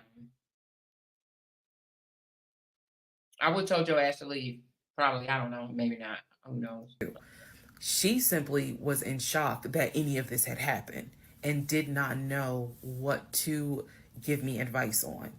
The one thing that she did say was, look, he's not your boyfriend. Meaning, it ain't as simple as, oh, we just gonna break up. Pack your shit and go. Because you married him. My aunt is the most ride or die chick I've ever met. You fuck with me, you fuck with her. And she is straight Jersey. So I love her for it. But I needed to, it's not fair for me to leave it out there as if, oh, she just was like, girl, I mean, go home and deal with it. No. Never in a million years. So I want to clarify that. Also want to clarify about my mom. So my mom lives in Arkansas. And when she came to visit in April, we were already married. This is her first time physically meeting Legion. My mom will tell you she had no idea anything was amiss. But there was something that nagged her a little bit. She didn't know what it was. And my mom is the type where she's going to get on her knees in prayer. That's who she is. So for her, it was like, I don't know what it is. He seems like a nice guy. He seems to love my daughter. Because again, there was no arguing in the house. The house was peaceful while she was here, even though behind the scenes we had just came off of the whole sexting incident with other women. So for her, it was like, I don't know what it is. She did tell me later on that it seemed as if I wasn't as happy as she thought I would have been. But again, she took it to the Lord in prayer. And her prayer was, God, protect my child. I don't know what's going on, but protect her. That was my mom's response. So she did not know, she did not pick up or overhear something that was going on while she was here. She had a candid conversation with Legion, and Legion kind of came across as, I miss my mom. He missed his own mother, and so he called my mom and doted on her, again putting on a charade. And so for her, it was like, bless his heart. That's what she said. Bless his heart.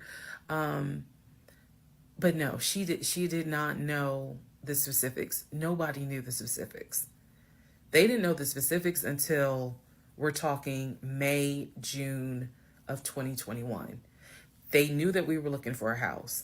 They knew that the house fell through. They did not know about the proof of funds. They did not know that he wouldn't show me the savings account, the offshore account. So I just want to say that because to me, it would be irresponsible to not clarify what family and friends knew. Because these people have always been supportive of me, always had my back. I just simply did not share with them the things that I felt like were red flags, because again, my mindset at the time was, I want to be married, and what if he isn't lying? And I was making excuses for him to myself, so I definitely would have made excuses to family. Another thing I need to clarify, and I saw the comments on this about how a VP would never date someone that looked like me, and to the person that wrote it, that wasn't very nice. Wow. I need you all to understand, the relationship started in March of 2020. He came into my life as regional manager. Okay. That is how he came into my life. Then eventually he got promoted to VP of production or operations, some VP of something. That was later on in the relationship. He showed me the paperwork where it was basically a memo from HR. Your new position title will be VP of production. We'll just say production. Your salary, I don't remember the exact amount because it was a very specific amount, but it was over $200,000. It listed some of the benefits that he would have. He would have an office. He would be getting an executive assistant. You know what? I feel that her even explaining this part right here is unnecessary. I mean, the comment that was made that a VP wouldn't date somebody that looked like her, that was a mean comment. But her clarifying that he wasn't a VP when we met, he was a regional manager and he got promoted to VP, that even makes it worse. Because basically she's saying he wasn't a VP basically when we met, so he was only a regional manager, so that's why he dated me. Because yeah, you're right, a VP wouldn't date someone look like me. That's what she's doing. She's downplaying herself and don't even realize what she's doing. That was a mean comment too. And from the look of it, he don't look all that great from what I see. He's not no slam damn gorgeous ass man. I mean, from what I see. Where we get David from. If you don't know who David is, please go back and watch the series in order. He would be getting an executive assistant. He would be getting use of the company helicopter. He would be getting a company car. That is where we're introduced to the fact that he was starting to shop for a company car that could not be more than $90,000. That's what he told me. I didn't see this in the memo, the amount of the car, but that's what he told me. So that's where you get the car shopping for the Range Rover, the Jaguar, the the BMW. He even test drove a Mercedes GLE, I believe. So I'm just trying to, again, bring some clarity to this so that way we all can understand what's going on. Okay, Sean, I heard that too. I was like, wait a minute. He's about to have access to the company's helicopter?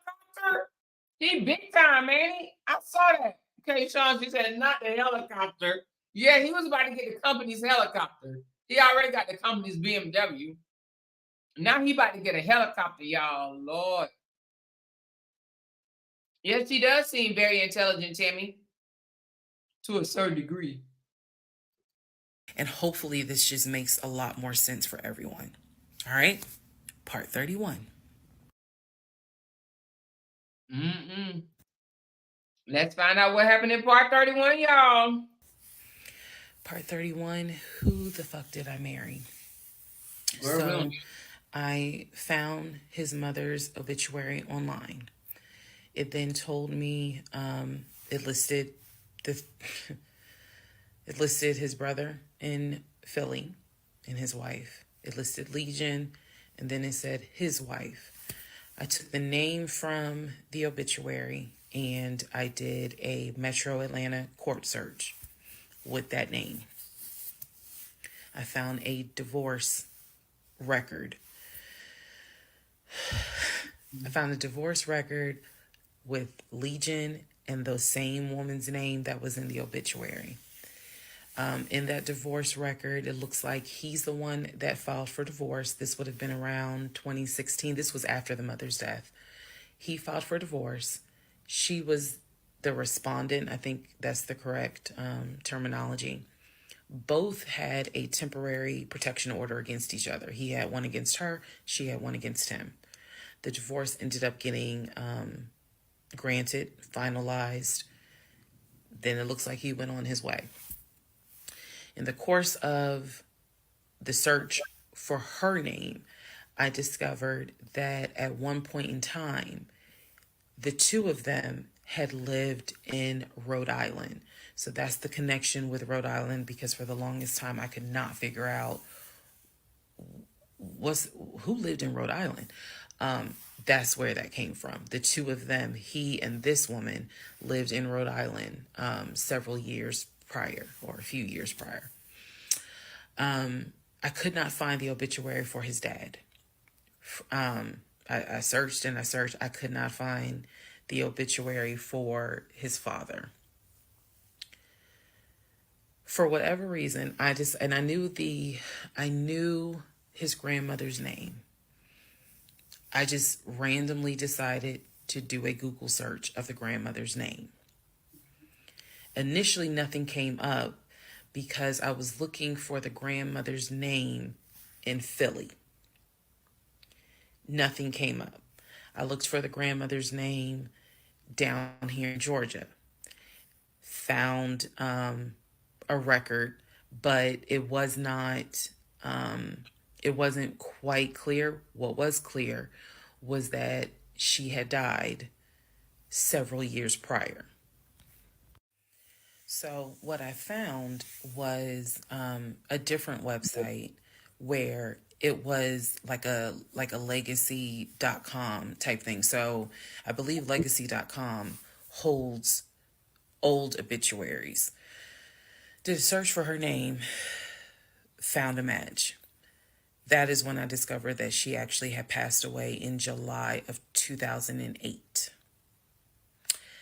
Read the caption of the obituary and verified that in fact it was his grandmother. Because at the bottom of it, again, obituaries tell you a lot. It names who she leaves to cherish her memory. So it lists all the different family members. It lists the brother in Philly. It lists Legion, no spouse, and then a brother in Nashville. Once again, it did not list the two sisters, Shantae and Kim. So I'm even more like, okay, clearly something, is up when it comes to Shantae and Kim. But what I do know is that he has talked to them multiple times in front of me. So I'm not sure what I'm missing. Maybe some family feud happened. I don't know.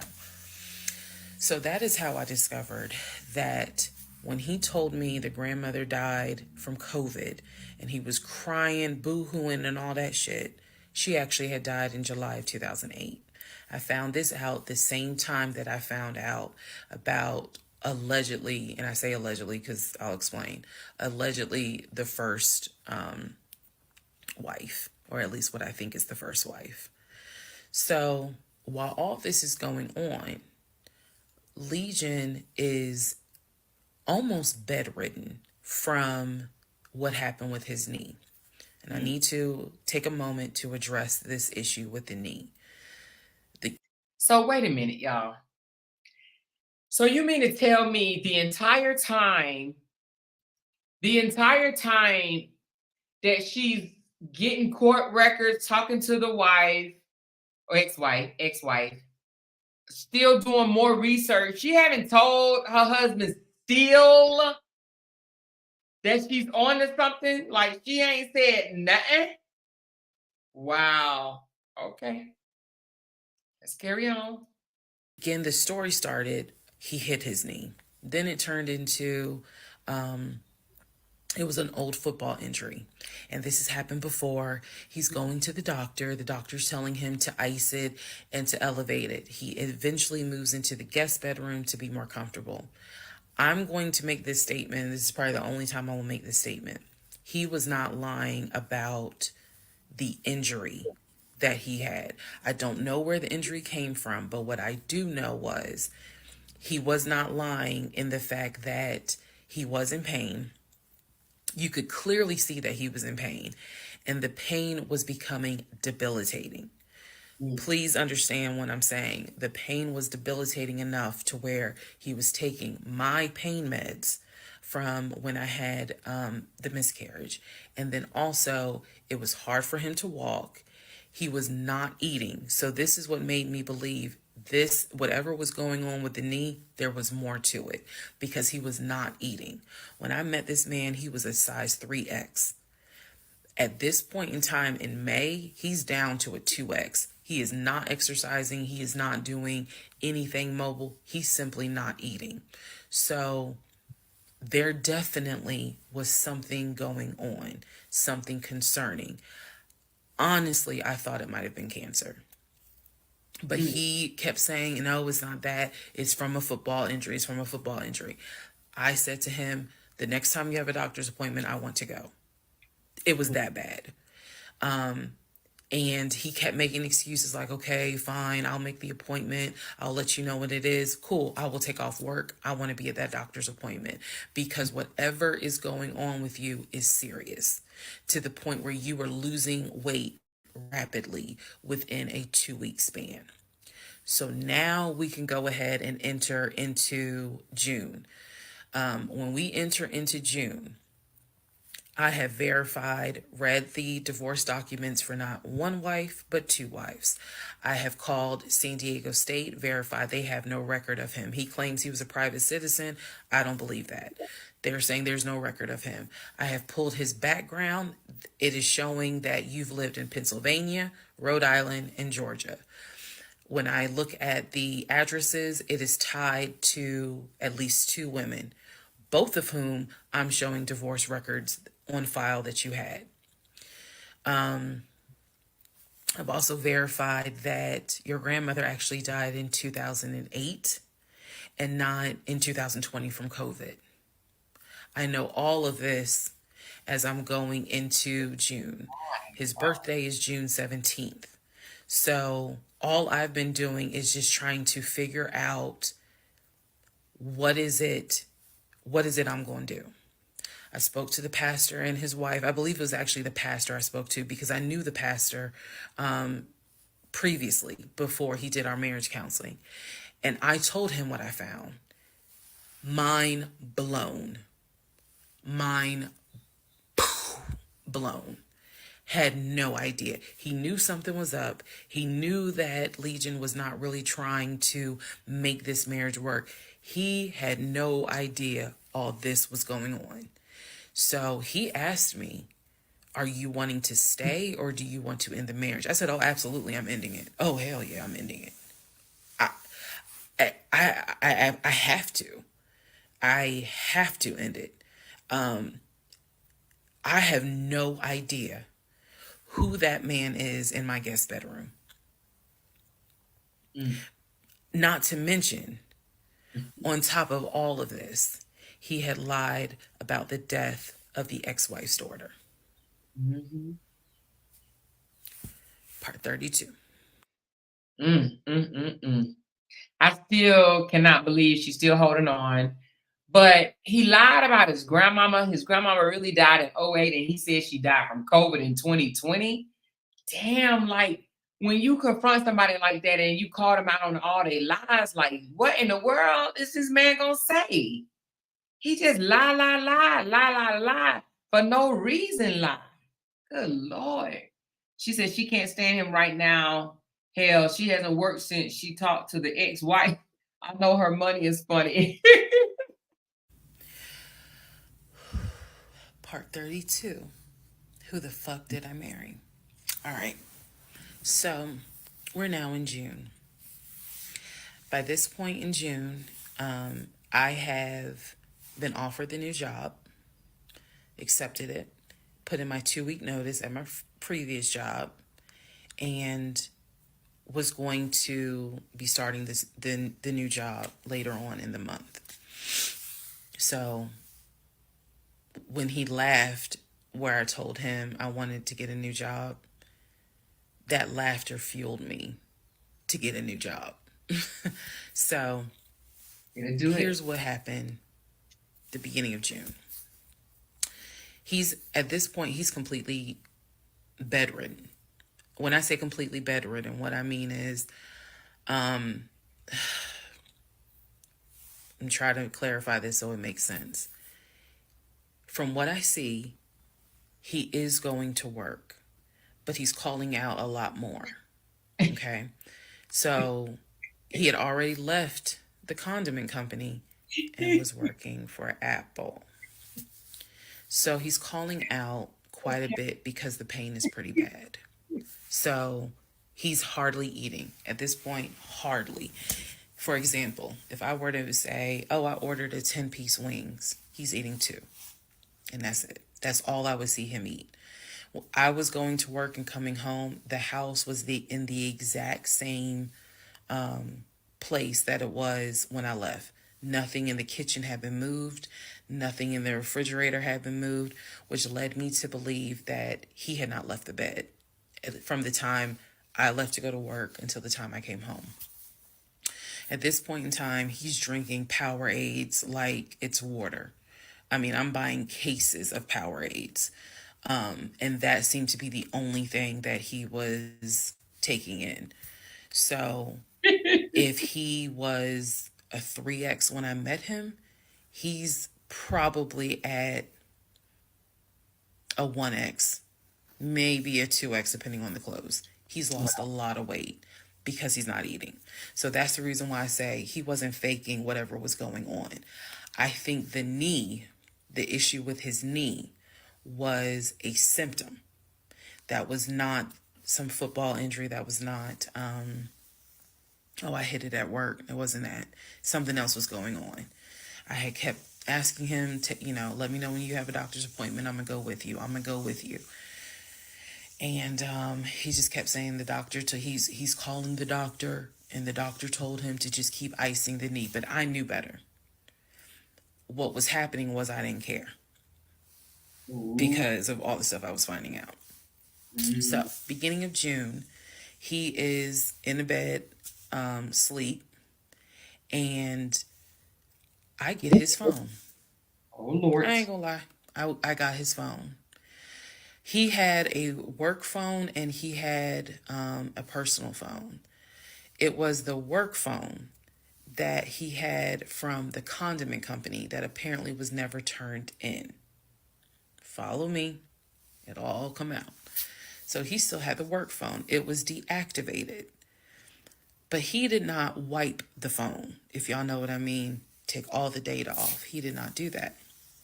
So I look through the phone and I see this would have been text messages. Text messages between him and a woman named Peaches.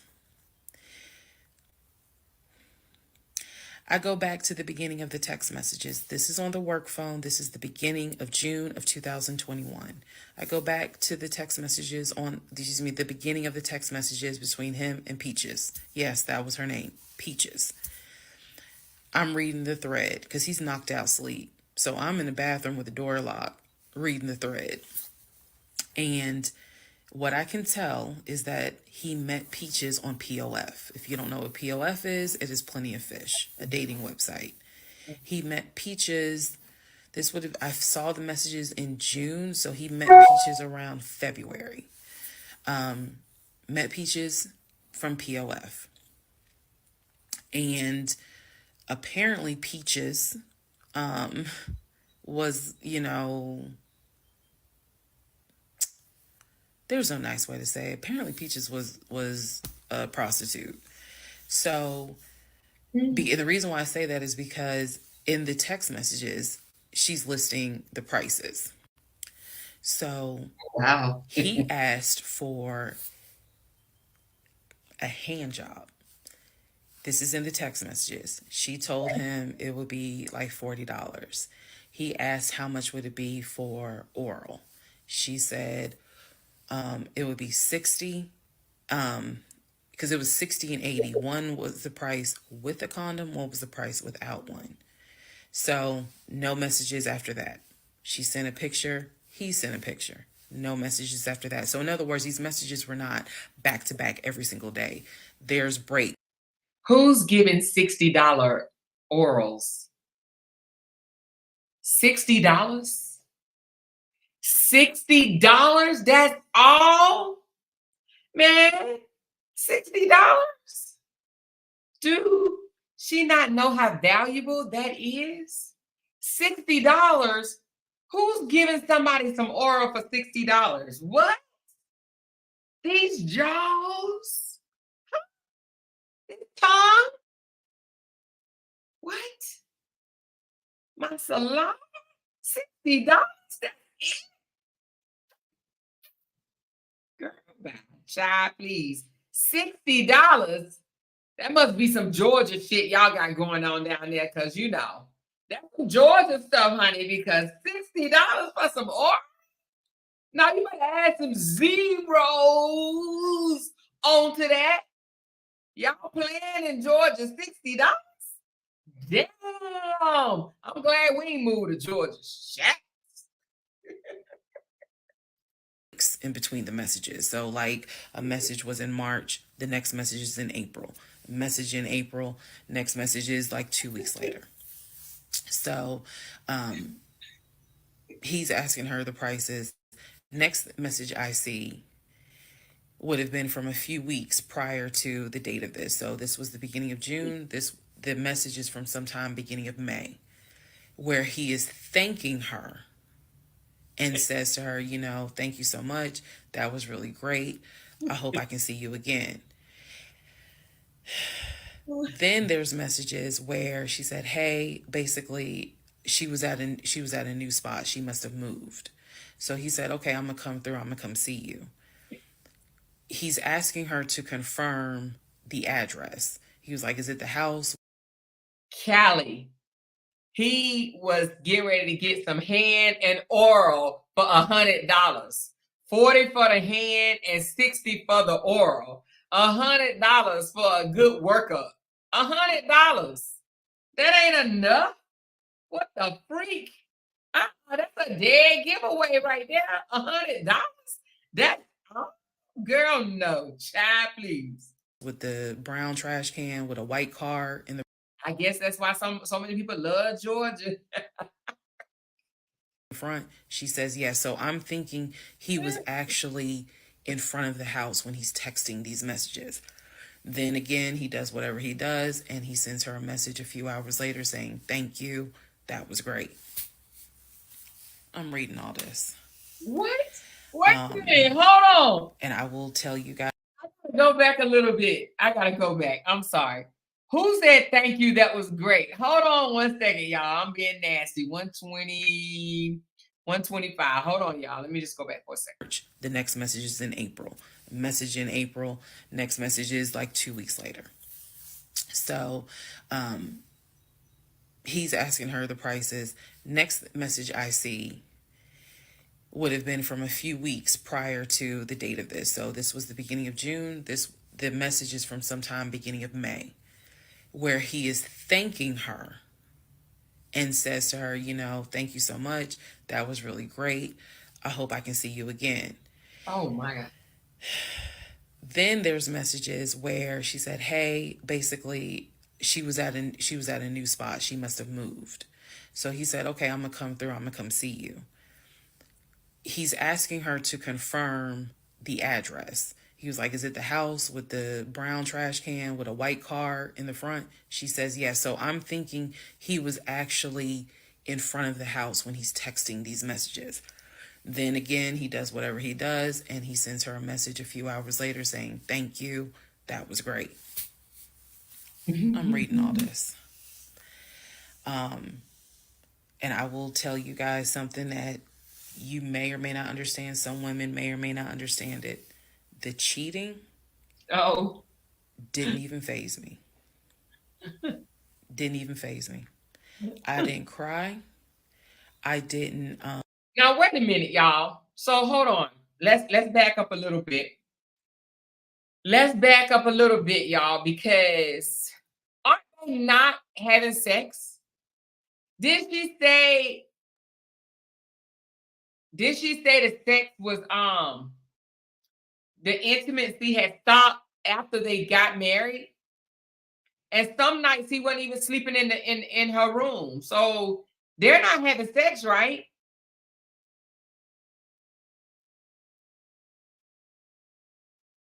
Yeah, so she's saying that she should get a more out of her head. Kelly, you crazy. So they ain't having sex. So he out here buying it because they married and they ain't bumping and grinding. She said they are in separate rooms at this point. Yep. That's what it sounds like. Well, I mean, who idea was it for the sex to stop? Hers or his? I mean, I guess it don't matter. I wouldn't want to have sex with that joker either because he a liar. But anyway, let's go. I was just wondering because he out here paying for hand jobs and mouth jobs. Y'all talking about something? It's a saying called "What That Mouth Do." Oh, I ain't never heard of it. This mouth, I ain't gonna tell you what this mouth do, but I sure ain't gonna do it for no $100 to no damn stranger. Now I might, if my husband want. Let me stop. Let me just stop. Let me stop. I did not feel like, what did I do wrong? I was relieved. The reason why I was relieved is because up until this point, I kind of struggled a little bit on whether or not, God, you know, I know, Lord, you hate divorce. But I can't stay with a guy that lies. So when I saw the cheating stuff, I was like, oh, shoot, thank you, Jesus. Okay. Because I know my Father in heaven is going to forgive the fact that I'm going to divorce him for infidelity. Go ahead. It's fine. Jesus will forgive me. So I was relieved, to be honest with you. Like, oh, okay. I got grounds now, bitch. That's how I felt. So saw the messages, forwarded the messages to my phone. Or excuse me, I had to take my phone because the phone was deactivated. So I kind of had to do a little ghetto, hold the phone up, take my phone, and take pictures of what I see on the phone, so that I would have proof on my phone. Then I put the phone back and continued on. Now in the next part is the day that he gets kicked out. And I will tell y'all what happened. Girl, what happened? I can't believe he just not getting kicked out. He didn't get kicked out that night. He didn't get kicked out like that. Oh my God. What he get kicked out for? You didn't found out a whole bunch of stuff already. What she kick him out for this time? He over here paying for hand jobs and mouth jobs and neck jobs and spit jobs and damn girl, she taking pictures of the damn text messages. Woo Lord. Child, she talking about Jay about to meet the who the F did I marry or more later.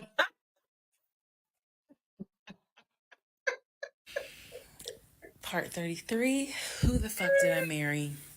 June 17th, 2021. So, you guys have been on this ride. You now know exactly what information I did have. The morning of June 17th, which was his birthday, he was in the bed as usual. Powerade bottles all over the place because I wasn't in the mood to clean.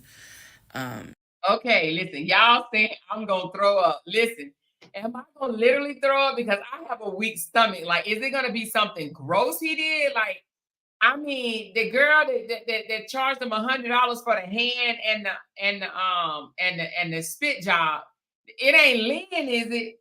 It ain't nobody like that, is it? Am I gonna? I mean, it is Atlanta. Do I need to brace myself?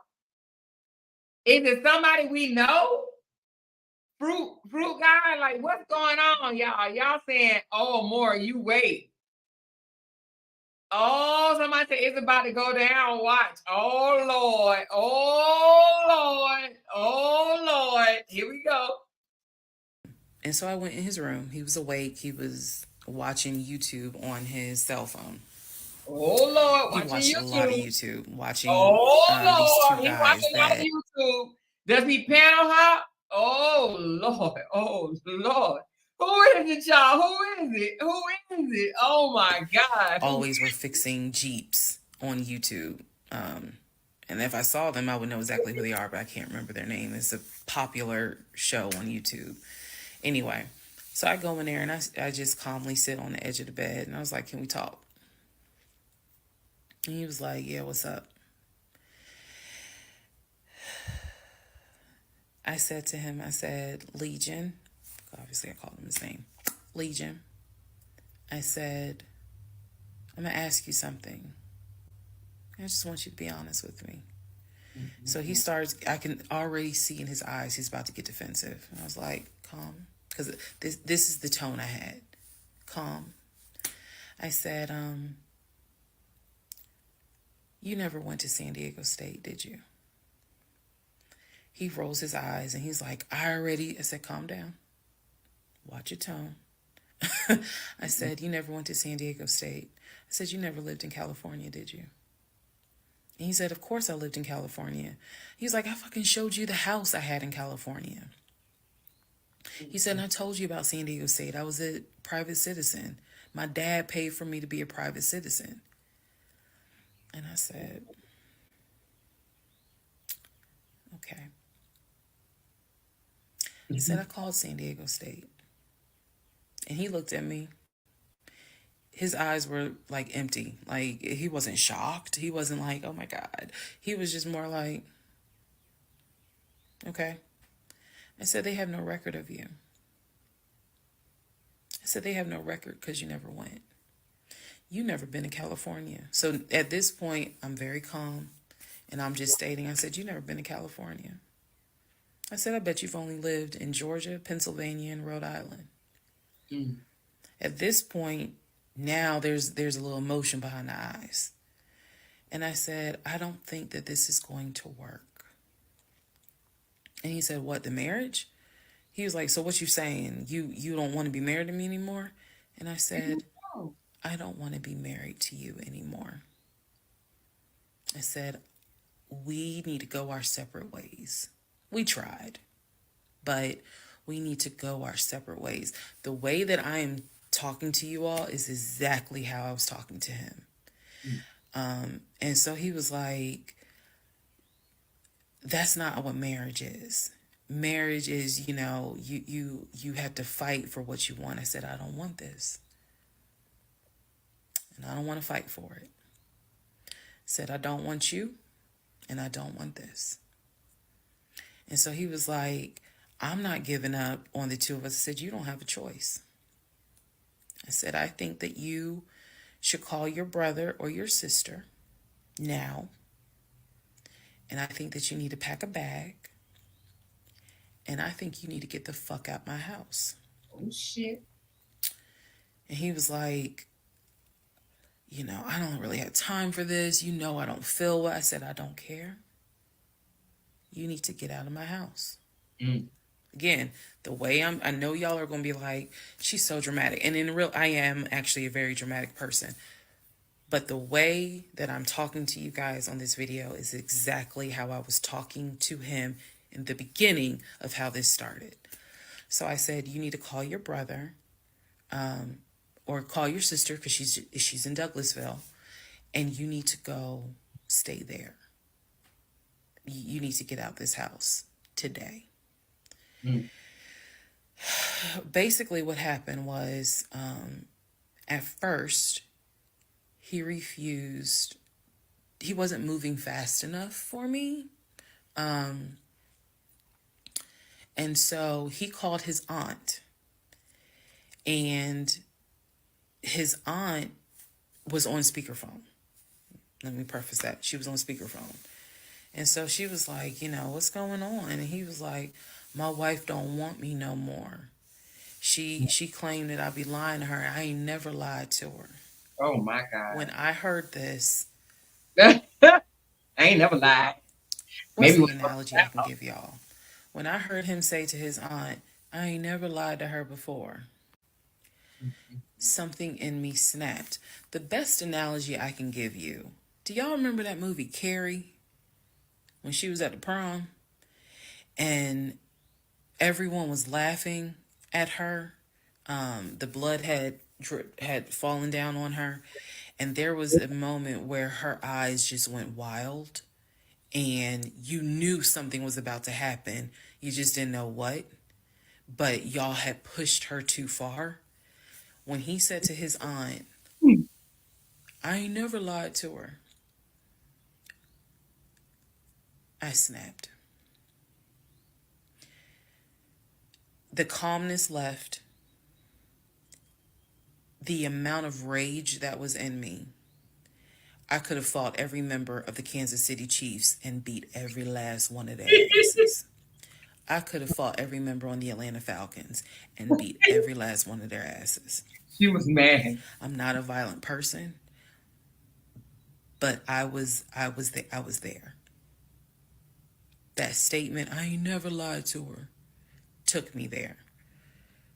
I went off. I went off. I went off so bad that first of all, every part of me was shaking. I called my mom. My mom was on speakerphone, and she's in Arkansas. My mom's a praying woman. I was cussing like a sailor. My mom finally said, put him on the phone. So I gave him the phone, and I'm standing there, and I'm looking around the room. Is the scene that I remember is the Angela Bassett scene in Waiting to Exhale, when her eyes are darting around the room right before she grabs everything to put it in the car to set it on fire. I was more so looking at what weapons were in the room. The lamp, the TV, the dresser. I was looking more, while she was talking to him, my eyes were darting around the room, because if he did not get his ass up and get his shit and get up out of my house, it was going to be bad.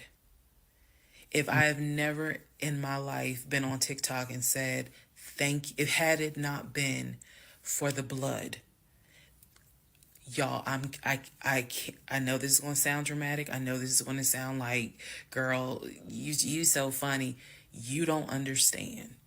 Had it not been for the Lord on my side, had it not been for the fact that I know I got a praying mother, I know I had a praying aunt, I know I've had a praying grandmother in heaven, because I'm telling you, I clearly saw what was getting ready to happen. Had he not gotten up, got his shit and got out of my house. Okay, girl. So I'm trying to calmly say this because I'm trying to calmly tell this story because the rage had taken over me. The pure, unadulterated rage that I felt when he said to his aunt, I ain't never lied to her, after I had discovered only 2% of the lies at that point. Just 2%. So it was enough for me to be like, you need to get your stuff and go. So my mother gets on the phone and she says to him, Legion, she called him by name. She said, I am not there to control my daughter. She said, in the name of Jesus, get your stuff and get out that house because I think she might kill you. Oh, Lord. Get out of the house. She's on my phone. His aunt is on his phone. His aunt said, nephew, come home. Home for her was Philly. She said, I'll send you money. Come home. Leave that house right now, she said, because I think that woman is about to kill you. Damn. Let's go. Let's just go to part 34. Let's all just take a deep breath. Woo! She finally got up the nerve to tell him to get the walking papers and go. Good Lord, girl. It took you that long? Damn, girl. She finally kicking him out. What could possibly happen on 34, y'all? 34 and 35. What could possibly happen? What in the world could possibly happen at this point, y'all? Part 34. Exactly, Kayshawn. He don't sound rich while auntie got to send him money to come home. He still ain't went to the hospital for that damn knee or ankle or whatever the hell. Who the fuck did I marry? So the aunt told him, I'll send you money, come home. I'm yelling in the background, by the way. I'm not standing there calmly. I'm yelling. I said, oh, he got money. Yeah, you got money. You got money in that offshore account, right? You got money in that Chase account. You got money to drive. So do what you got to do. I told him, and I'm not going to repeat some of the stuff I said because my mom might see this TikTok.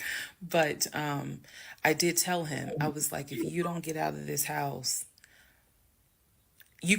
actually what I said was, you have two options. You either going to leave this house voluntarily or you're going to leave this house involuntarily. And he tried to get a little nuck if you buck. He tried. And that's when because he was still on the bed, still laying in the bed. And he was just like, you ain't going to do shit. Like, don't talk to me like you done lost your fucking mind. Da, da, da. And I calmly got close to him. I got like this close. And I literally said, I will beat you like the bitch you are. I dare you to try me.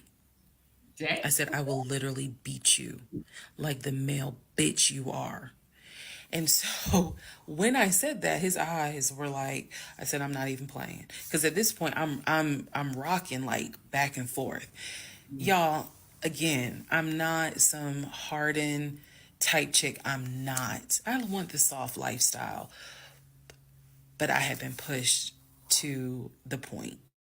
So I'm rocking, I'm walking back, I'm pacing. So finally, his aunt was able to get through to him. I had called my aunt, my mother, my aunt. I had called the pastor. I had called all these people because I did know that I was in a very dangerous place. Not because I'm scared of him. At this point, I was scared of me. I don't know if this has ever happened to someone where you know yourself. You know that you got a line. I was over that line. So I had enough wherewithal to be like, okay, you probably gonna go to jail today. You probably gonna go to jail.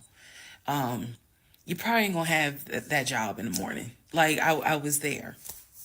And again, this is not to sound bragging at all. This was a woman who I could not believe that even with the attempt of me trying to give him one last opportunity to tell me the truth, he still lied in my face. I was at my edge. So I yanked the covers back and I told him, I was like, get up, get the fuck out of my house. Again, I'm saying it calmly on here. It was nothing calm in the house when this happened. So I'm throwing stuff up against the wall. I remember I looked at the lamp. He looked at me looking at the lamp. And I think something in him realized, okay, yeah, I'm in pain, but if I don't get up, she's going to do something with that lamp. So he does get up. He is still on the phone with the aunt because the aunt was pretty much like, keep me on the phone. She did not want him to hang up. He throws some stuff together. Again, keep in mind, he has all his stuff in the house. So he basically packed like 2 bags worth of clothes. And he's limping around, and I'm standing in the hallway watching him like a probation officer. So he's limping around, and I'm looking at the condition of the bedroom. This is when I noticed Legion had been semi-bedridden. Remember, I told y'all that because the knee and other stuff. I look at these bottles of Powerade because he had been drinking Powerade so much at this point. He was not getting up to go to the bathroom. He was drinking the Powerade and then using the empty bottles to pee in. Really? Wow. So there was about 6 bottles around the bed. And I was like, what is this?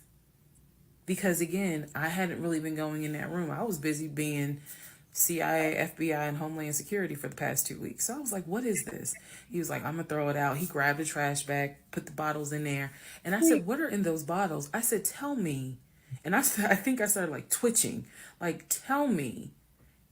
That is not piss in those bottles. He was like, I couldn't make it to the bathroom. I was in too much pain. So at this point, I'm even more like, yeah, get the fuck out. Get out. Get out of my house. So I helped him. While he was packing his bags, I went downstairs. I took the house key off of his keys. I went back upstairs. He had his 2 bags. I grabbed the 2 bags. Yes, I did. I grabbed the 2 bags. I had opened up the garage. I had already popped the trunk for his car and threw the bags in the car. I did that because I was like, you getting out of this house. You getting out of this house today. You can't come back. You can't come back ever. So it took him about 2 hours from the time of I will beat you like the bitch you are for him to actually leave the house. Again, I'm calm telling y'all this story. It was not calm in the house. So he eventually puts on some sweatpants. Now I can really see how much weight he has lost. But he puts on some sweatpants. He puts on a shirt. He's limping down. He's like, you really gonna kick me out on my birthday? I just looked at him. I just looked at him. Opened the door. He went through the garage, got into his car, called, his aunt was still on the phone, and she was like, I'm going to send you some money. And that's the part I was like, clearly he has the money. Like, you ain't got to send him money. He doesn't even have to go to Philly. He can just go get a hotel for now. I don't care what he does. He just got to leave his house. So he ends up getting in the car, driving off. My mom calls and she's just like, is he still there? I said, no. I had not told her what all he had lied about. Even in the midst of me being angry and me going off, I never told him that I spoke to the ex-wife. I never told him I knew he was lying about the stepdaughter, because then he would have asked how, what makes you say that? So I did keep my word. I never told him I spoke to her. So he eventually left. I text a friend of mine. I text my landlord. I said, I have an emergency. I need to know if it is okay to get the locks changed. Landlord was like, that's fine. My landlord was super cool. Shout out to Mr. Patel. I went to Home Depot, bought brand new locks. Text a friend of mine, asked him, when you get off work, can you please come by my house? I need the locks changed today. So he was like, oh, okay, what's going on? I said, I'll explain it later. So to give you a timeline of June 17th, when I asked him about San Diego State and I told him that I know you've never even been to California, that was about 8:30, 9 o'clock in the morning. By the time he left the house, it was maybe going on noon, 1 o'clock. So this happened pretty quickly. If you're wondering, why did you even ask him? I already knew that I wanted out. I knew that. But for some reason, a part of me was like, let's just see if he'll be honest just one last time. And he wasn't. And it sent me into a rage. And then he lied to his aunt, saying, I ain't never lied to her. And that sent me over the edge. So by 1 o'clock, by 1:30, he was gone. By 2:30, I had done a pretty good job of cleaning up the bedroom. He had thrown away the Powerade bottles. So I didn't have to touch those. I stripped the sheets. Anything that he touched in that bedroom, I stripped the sheets, threw them in the trash bag, threw them out in the trash can. And so most of this was adrenaline. Adrenaline was pushed because I hate packing. I hate doing all that stuff. I went on Amazon. I ordered oversized, large tote bags because I was packing up all his shit. Okay. So wait a minute. We on number 35. So she's kicked him out finally after all his bullshit, his nasty, disgusting bullshit. She's kicked him out. Okay. But somehow there's 15 more parts. So we're gonna watch 35 and then we're gonna watch the rest tomorrow. But I'm assuming something really, really big is gonna happen because on this episode right here, because I saw that she kicked him out, but what could possibly happen on this episode? I'm not sure. Let's go. Part 35. Who the fuck did I marry? So I packed up all his stuff. Okay. The reason why I packed up all his stuff is because, so I had a 3-bedroom, 2.5-bath townhome.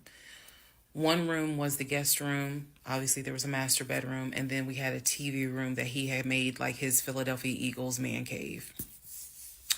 I was going to put everything that belonged to him, pack it up, and put it in the TV room because the plan should have been that he's going to come back and get all his stuff. Okay. So that's why I did it.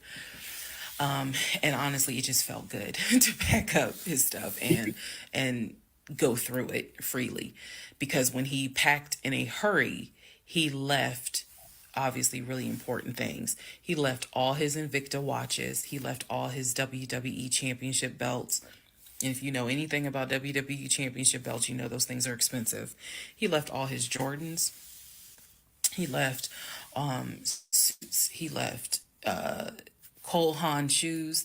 He left all that because it was such a hurry for him to leave. So all that was still in my house. So around 2:30, I think I wasn't even at a place where I could start crying. I was just too angry, still shaking, packing everything up.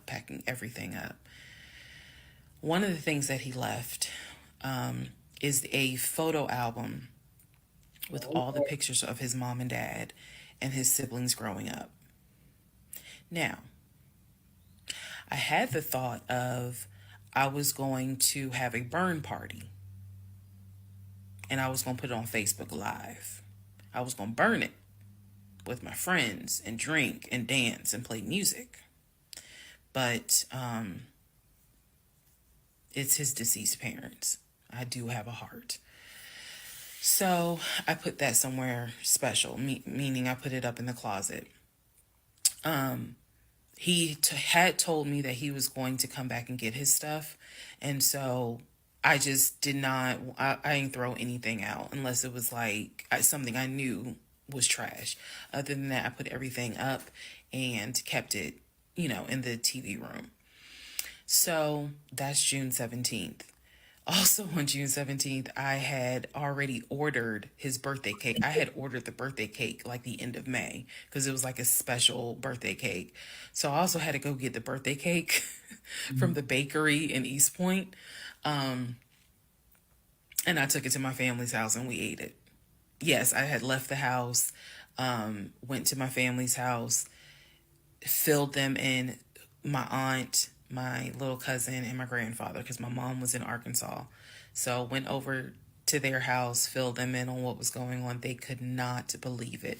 Although my grandfather then told me, he said, he ain't look like he was a football player. He was like, I ain't want to say nothing, but he ain't look like he was a football player. Gotta love grandparents. So we ate his birthday cake. Went back home. The friend that I had called came, changed all the locks, I changed the security codes. Effectively, he would not have been able to get in that house. So that is what happened on June 17th. So now we can fast forward. He would text me and he would call me that he got to Philly. Apparently he left Georgia and immediately went to Philly. So he immediately went to Philly, and he did text me and said that he made it to Philly and he was staying at his aunt's house. I know that this is a short part. That's okay, because what we're doing now is I went through how we met. I went through how we dated. I went through how we got married. Now I'm taking you all to June 17th. The week after June 17th, he's in Philly. He still would call me. He still would text me. The conversations we were having the week after June 17th, so this would be June 18th up to the 24th. The conversations we are having had to do with divorce. So who's going to file? And he was like, well, I don't want a divorce, so I'm going to fight you on it. Are you? Mm-hmm. Really? Are you going to fight me on the divorce? I didn't know anything about filing for a divorce. So, but I refused to stay in a place of ignorance. So I went online. There's a website that you can go to where you pay like a $200, $239 fee, and you fill out basic information and you choose your state. You choose your state and they will but they will make all your documents. All you got to do is print it out and take it to the court. And it is step-by-step directions. We didn't have any property with each other. We didn't have any kids with each other. So by the state of Georgia's standards, this should be an uncontested divorce. So the conversation that last week, the week of June 18th to the 24th, was about divorce. What stuff do you want to keep? Well, I'm going to come and get all my stuff. I just don't understand why you couldn't talk to me about it. I said, there's no room for talking because you've been lying to me since day one.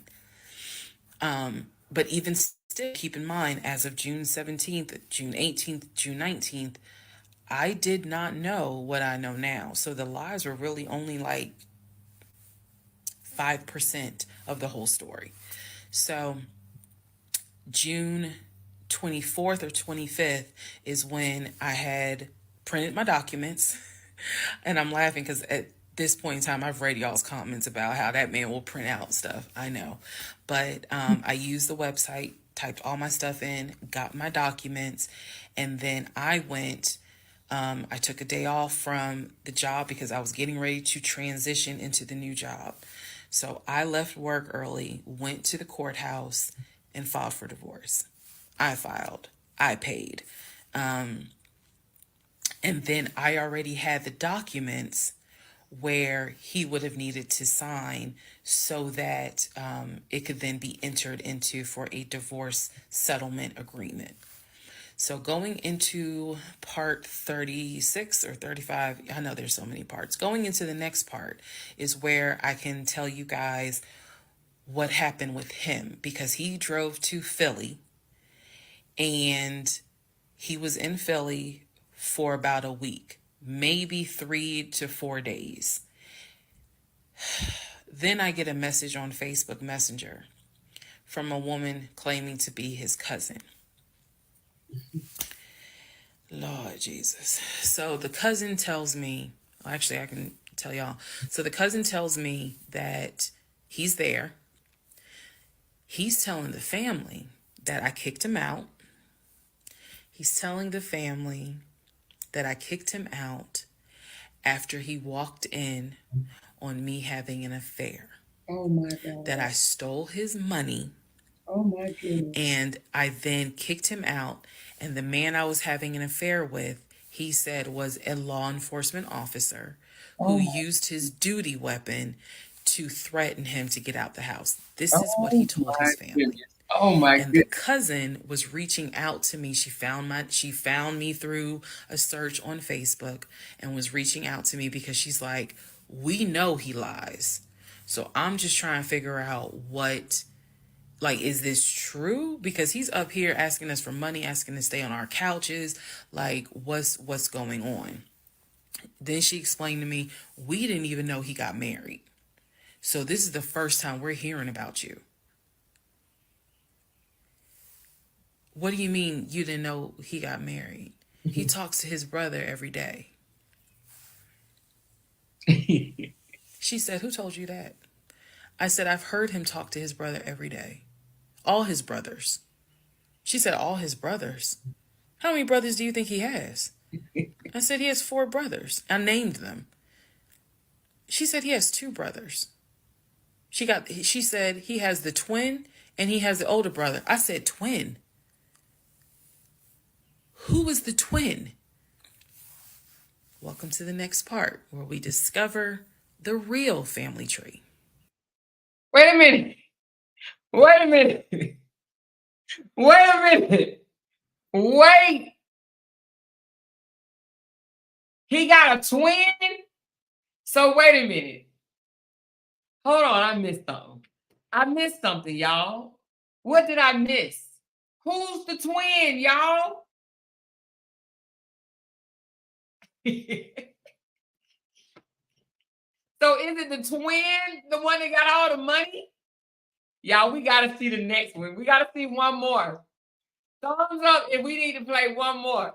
Just for tonight. One more. Or are we going to stop? Thumbs up if y'all need to see one more. She woke me up on that one. A twin?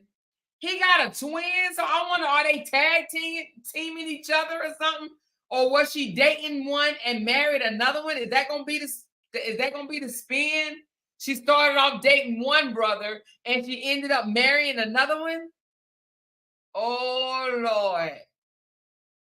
Oh Lord. Who don't tell their spouse, their girlfriend, that they have a twin? Who don't tell that they have a twin? A twin? Y'all, let's check out the next one. Hold on. I think I do have 36 on here. We got to see this last one right here. And then we'll pick up. Let me change my title right quick. Let me put 36 in here. Hold on. We got to see one more, y'all. He got a freaking twin. Hold on, y'all. Hold on. I got to put 36 in here. All right, here we go. We are going to see. Why is it saying that? Okay, I'll change it later then. All right, hold on. Oh, yeah, let me change it. All right, let's look at number 36. Part 36, who the fuck did I marry? Girl, the family tree. Twin. Please fasten your seatbelts and put the tray tables in the upright position. OMG. Let's go. All right. The cousin, I'm not going to name her. The cousin had reached out to me on Facebook, asked me to please give her a call. So this conversation was on the phone. Yes, I was actually speaking to her. She informs me again about the whole he's up there. He's telling everyone that he walked in on me cheating on him. It was with a law enforcement officer. And that the law enforcement officer used his duty weapon to threaten him to get him out of the house. The reason why I'm particularly mentioning the fact that he said it was law enforcement is because he was trying to get a family member, like one of his cousins, to call the agency of the law enforcement officer and file a complaint, which in hopes would then start an internal affairs investigation. Yeah. So, female cousin's on the phone with me. She's telling me everything that he is telling them. She's like, look, we know he a liar. We don't fuck with him. He's been a liar since a kid, but he's also family. She said, we didn't know at all who you are. So I thought that was interesting because I was like, you didn't know who I was, but his brother knew who I was.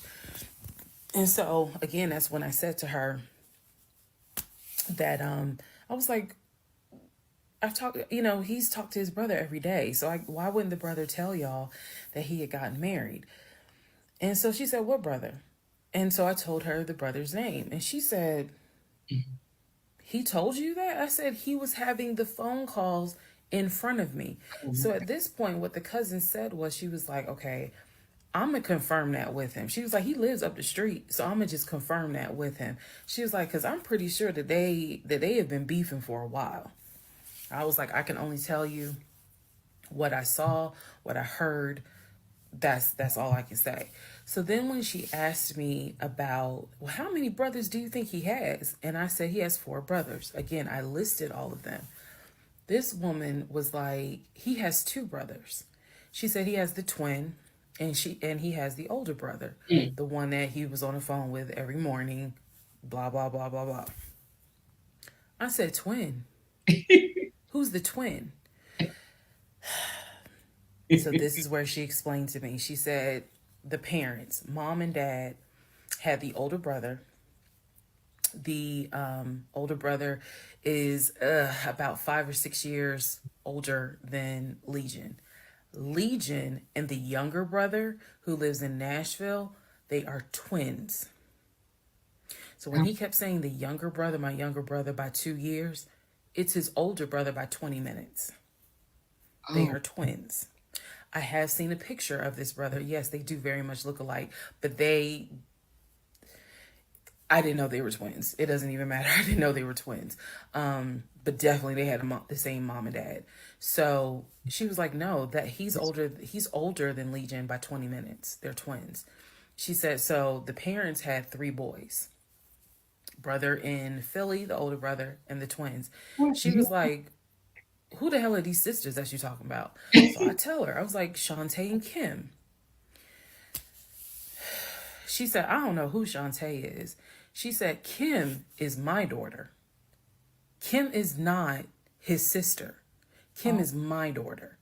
And she said, that's his cousin. She was like, and they haven't spoken in about 20 years. Oh my God. So, no, that's not his sister. He does not have any sisters. And I said, well, then what about the other 2 brothers? She was like, what other 2 brothers? I said, the brothers from his dad. She was like, you mean to tell me this man is going around telling people, I know somebody's going to quote Nicki Minaj, lying on your dead mama, but try not to. She says, you mean to tell me this man is walking around lying on his dad, saying that his dad had kids outside of his mom? And I kind of stuttered like, yeah. She was like, he does not. She said, I have no idea who those 2 men are. She said, those are not his brothers. But if y'all remember, I've met those 2.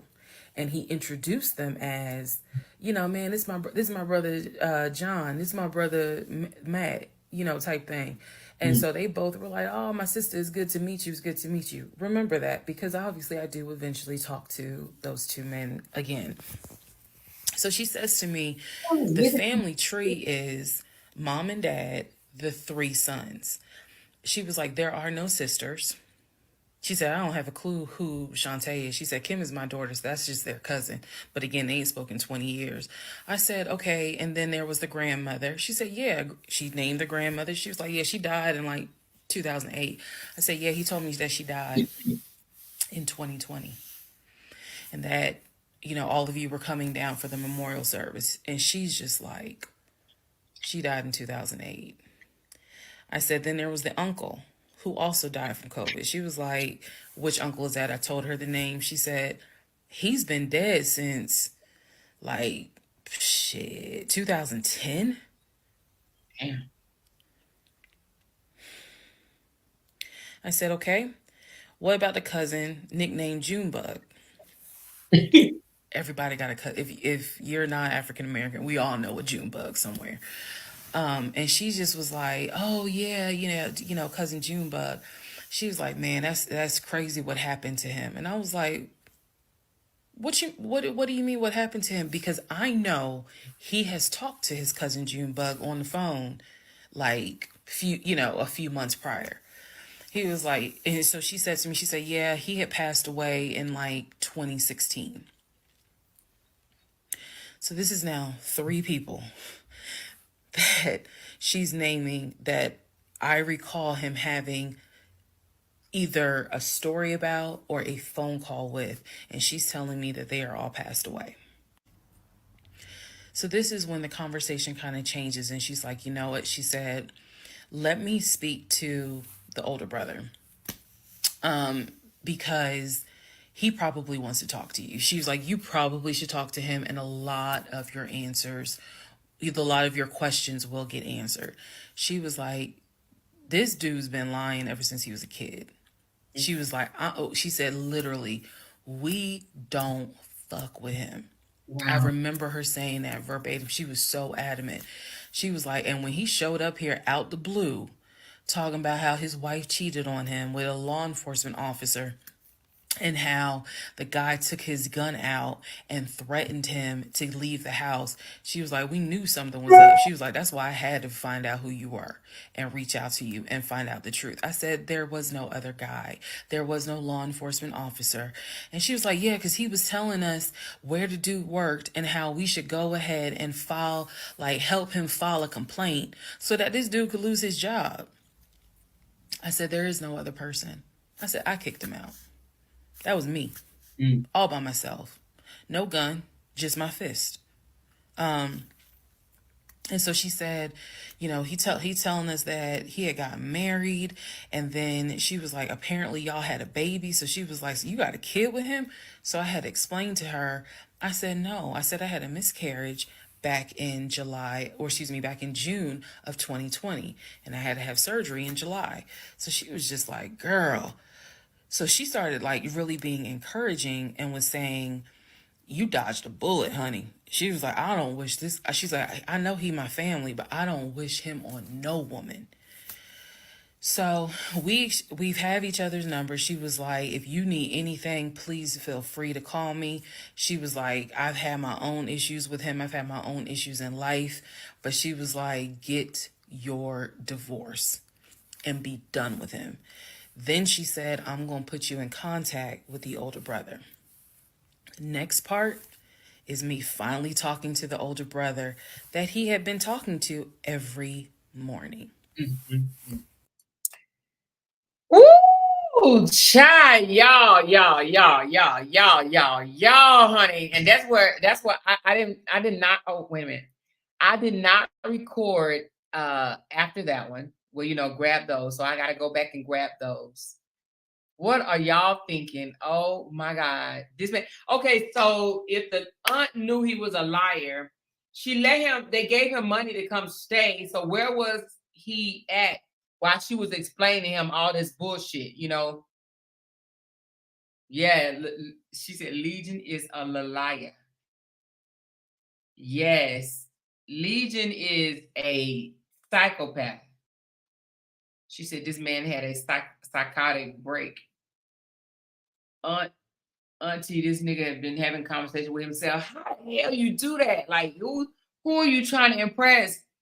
Do the whole weirdo, just making up shit in his head. I can't stand liars. Once you lie once, it's over. I mean, to me, it's over. I won't ever believe nothing else you say. That's like me, girl. I ain't gonna say I never believe what you gotta say, but it'll damn sure be hard. You hear me? It'll damn sure be hard. She said at this point, Legion need a white hug me jacket and paddle walls. Get him off the street ASAP. And he's still on the streets. But hold on. So, okay, let's go back just a little bit, y'all. So she said that she found a divorce decree with 2 different wives. So she's the third wife. So was he really married, or was that the twins? Was that the twins' marriage certificate, or was he really divorced twice? Because if that's the case, he got two ex-wives out here.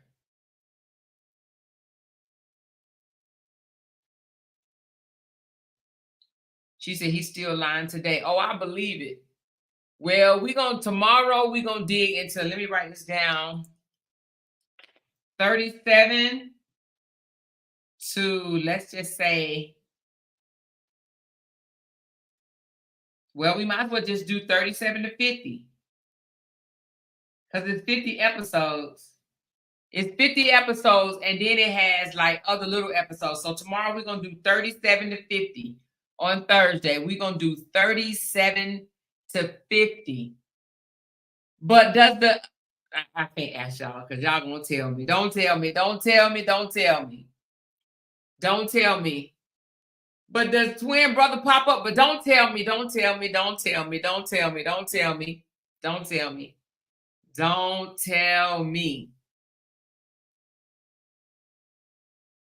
So yeah, he was married twice. Okay, married and divorced twice. She said, "No, we're not gonna tell you." Okay. Okay. Don't tell me. Don't tell me. Don't tell me. Don't tell me. Don't tell me. I'm just wondering, like,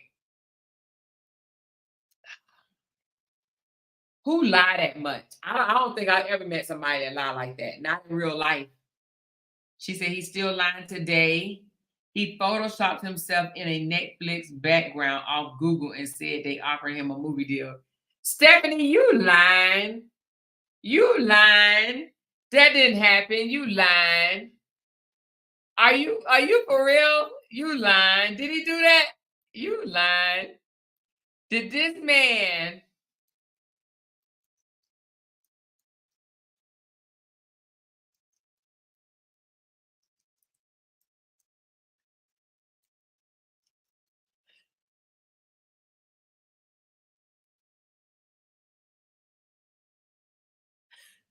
hold on.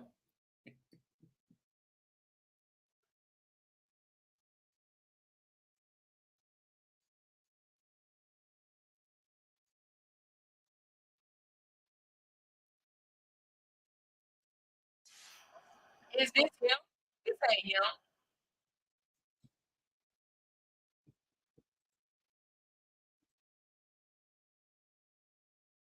This ain't him, is it?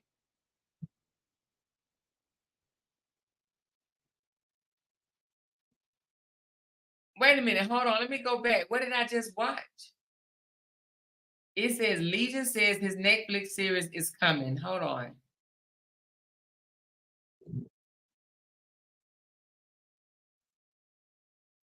He says we'll keep standing tall and keep striving for greatness. Netflix will release my story in a couple of months. Stay tuned.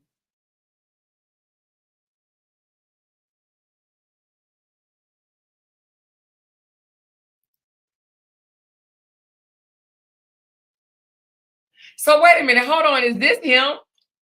Tell me, is this him, y'all? It don't look like him, but it kind of do. But I don't know. Is this him?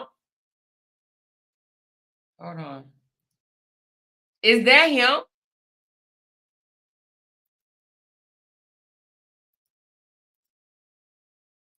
Is that him, y'all?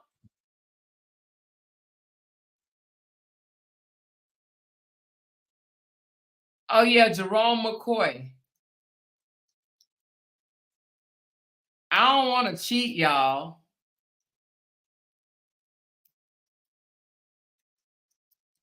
I don't want to cheat, y'all. Well, which one is his account? I ain't even checked to see which. It must be this. No, that ain't him. I don't even know which one is his real account. Hold on.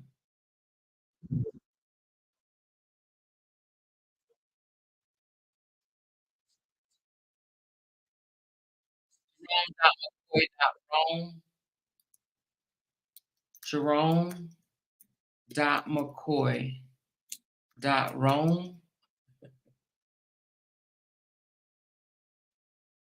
Well, it's so many accounts, you never know who's right and who's wrong. Well, anyway, I just wanted to just see what he said on his TikTok. But it's too many pages out here. I don't know which one right and which one wrong. Anyway.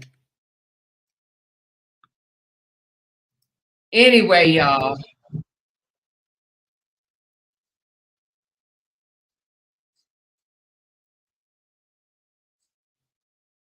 He trying to be motivational. Anyway, listen, moral of the story. Y'all need to stop meeting these crazy ass jokers on social media, but we're going to find out the rest of the story starting tomorrow. We will be on episode 37, series 37. She said, yeah, that's him or more.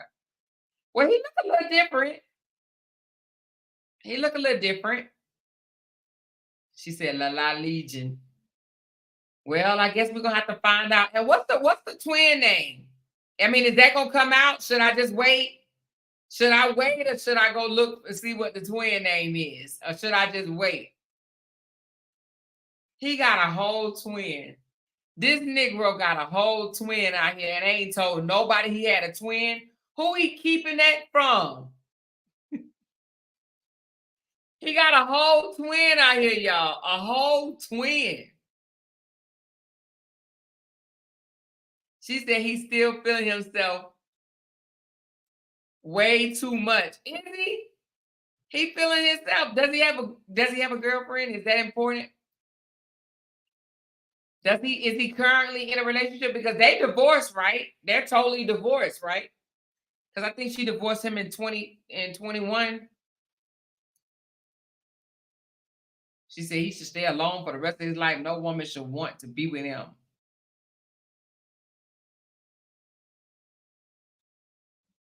Okay, I'm gonna wait. I am going to wait. She said the twin better watch out. He may try to take over his life. He's scared his twin gonna steal the company's car and helicopter. She said, I think I'm gonna go cheat and see because the suspense is killing me. Tavio! No! Tabino, no, you gotta wait, girl. If I gotta wait, you gotta wait. She said, yep, he has a girlfriend. He does? Lord Jesus. Okay, we're gonna wait. No, Tabino, you gotta wait, Miss Tabino. You gotta wait, girl. You gotta wait. Lord, that joker got a new girlfriend. But you know what? Why you playing? Them narcissists be real charming. They can woo you in. It's keeping you. That's the problem. But we see some people can be kept for a while, you know? She's, I'm going to wait with you because I like when you break it down. Well, thank you, girl. She said, take y'all asses to bed. Look at Miss Milan. Milan said, go to sleep, y'all. He on TikTok giving relationship advice. And then had 3 ex-wives. It's always that dumb, desperate chick that want to be with a man. Yep, like that for a clout. It's a lot of them in Philly and in Georgia. That's from Louisiana. Anyway. Y'all, this is crazy. So tomorrow we're going to have 2 lives, y'all. 2 lives. Tomorrow evening, we're going to still do this one tomorrow evening, 37 through 50. But tomorrow morning, daytime, and some of y'all might miss it. And if you miss it, it's okay. You can always catch it when you get off work and you can come home. It's going to be a short live, probably not even longer than an hour. But I want to go on over a story that just came out about 3 days ago about that young lady that got jumped by her friends and unalived, y'all. 7 of her friends. They did the worst stuff to her. We're going to talk about that tomorrow, okay? This is out of Birmingham, Alabama. I will bring that story to y'all tomorrow daytime, and then we'll jump right back on this one tomorrow evening time. Are y'all okay with that? Some of y'all, I know y'all not going to be able to see both because y'all going to be at work. But I got to cover this story because it's crazy as hell. Like, what in the world? It's so crazy, y'all. So I'm going to bring that story to y'all. I think the young lady name is Mahogany, something like that. But I'm going to bring that story from Birmingham, Alabama in the daytime. I don't know the time yet, but I'll let you know. That's going to be in the day. And then I'm going to do another live tomorrow night. So March the 1st, we setting it off, okay? We setting it off tomorrow, March the 1st, all right? So today is, tomorrow starts Woman History Month. Y'all know today ends Black History Month. Tomorrow starts Woman History Month. So listen, the whole month of March is all about us, baby. It's all about us. Women History Month come tomorrow. Start tomorrow. Is that right? Right? Woman History Month tomorrow, right? I knew it was always after Black History. I think it's Woman History. Let me just make sure. I think it is. I'm almost certain, but let's just see. Yes. So tomorrow starts Woman History Month. So don't forget, okay? We got to keep each other encouraged this month. Well, next month. And make sure that we celebrate. We've come a long way. Y'all already know that. And we'll talk about some of that during Woman History Month, okay? All right. She said they arrested another young girl today. So that makes 8 of them. So 4 boys and 4 girls. We'll talk about it tomorrow. Okay. Let me give a shout out to my top supporters. Okay, so I have KJ renewed her membership. She said, hey, everybody, 5 months in. Thank you for your 5 months membership, Miss KJ. And then Andrea says 6 months, baby. You better know it. She said, hey, everybody. Thank you, Andrea, for renewing your membership for 6 months now. Miss Lynn Ross said she's a good one because ain't no goddamn gonna way with the rat ass. No way with a rat ass. Okay, I'm sure she was talking about someone that came about. Thank you so much, Miss Lynn Ross. Let me see. Let me just check my cash app, make sure I didn't hear no dingling and ringling. But let me just make sure. Hold on. No, we good. Hold on. What is this? Okay. I see some people sent in for the pot. So who's ever interested in the pot, let me know. And I will run another live, or do y'all think it's too late? It is kind of late now, 9, 10, 11, 12. It's midnight East Coast time. Do y'all want to run a pot tonight or no? Let me know in the comments. Let me know.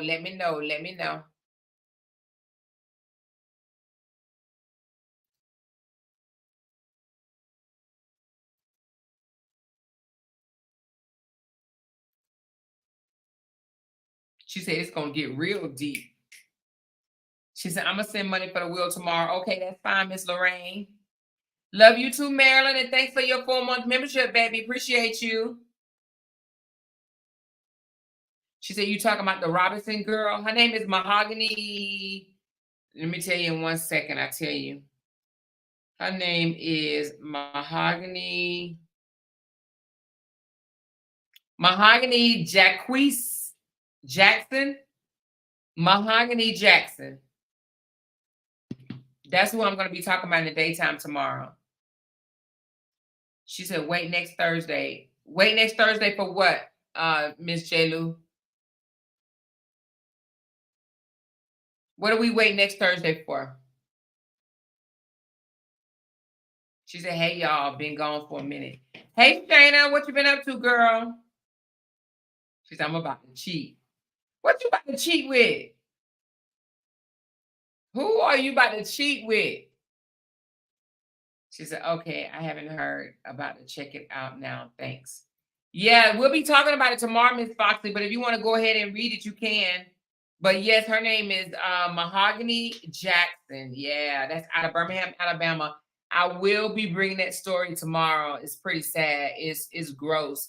But I have to bring it because You know, a lot of us do have daughters, and I think about this type of stuff all the time. It be your friends, man. Oh, does something to my soul when you think about somebody that you know. Y'all supposed to be cool down like 4 flat tires, and they turn on you like this. So it kind of pisses you off a little bit, you know?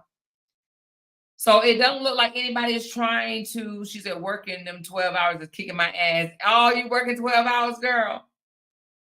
It's kicking your butt, girl. 12 hours is a long time, honey. 12 hours is a long time, baby. All right, I see some of y'all are sending it in. Oh, for tomorrow, Miss, I think that's what you said, didn't you? You said, I think you said I'm sending it for tomorrow, but I think you just sent it. I'm gonna send money for the wheel tomorrow. Okay, I got you. I got you. I got it. So I got yours, Quane, and I got yours, Miss Lorraine. So if anybody else want to get on the board for tomorrow, just go ahead and send it tonight or either in the morning. She said, what was the motive?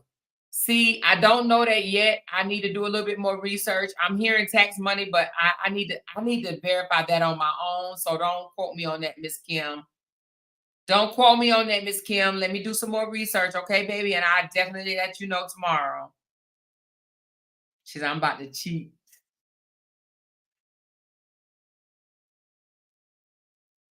She said, I'm a scrub tech and I be on my feet most of the day. Ooh, girl. Okay, Miss Lorraine, I got you. I got you. Well, I'll start a board. If anybody want to jump in, they can. If not, then you know we'll just go to the next day. That's what we always do. Okay. All right, y'all. Love y'all. Make sure y'all hit that thumbs up. Hit that thumbs up. I appreciate y'all so much. Talk to y'all tomorrow. Yeah, it is sad. Pretty much. Okay, y'all. I'll see y'all later. Bye. Love y'all.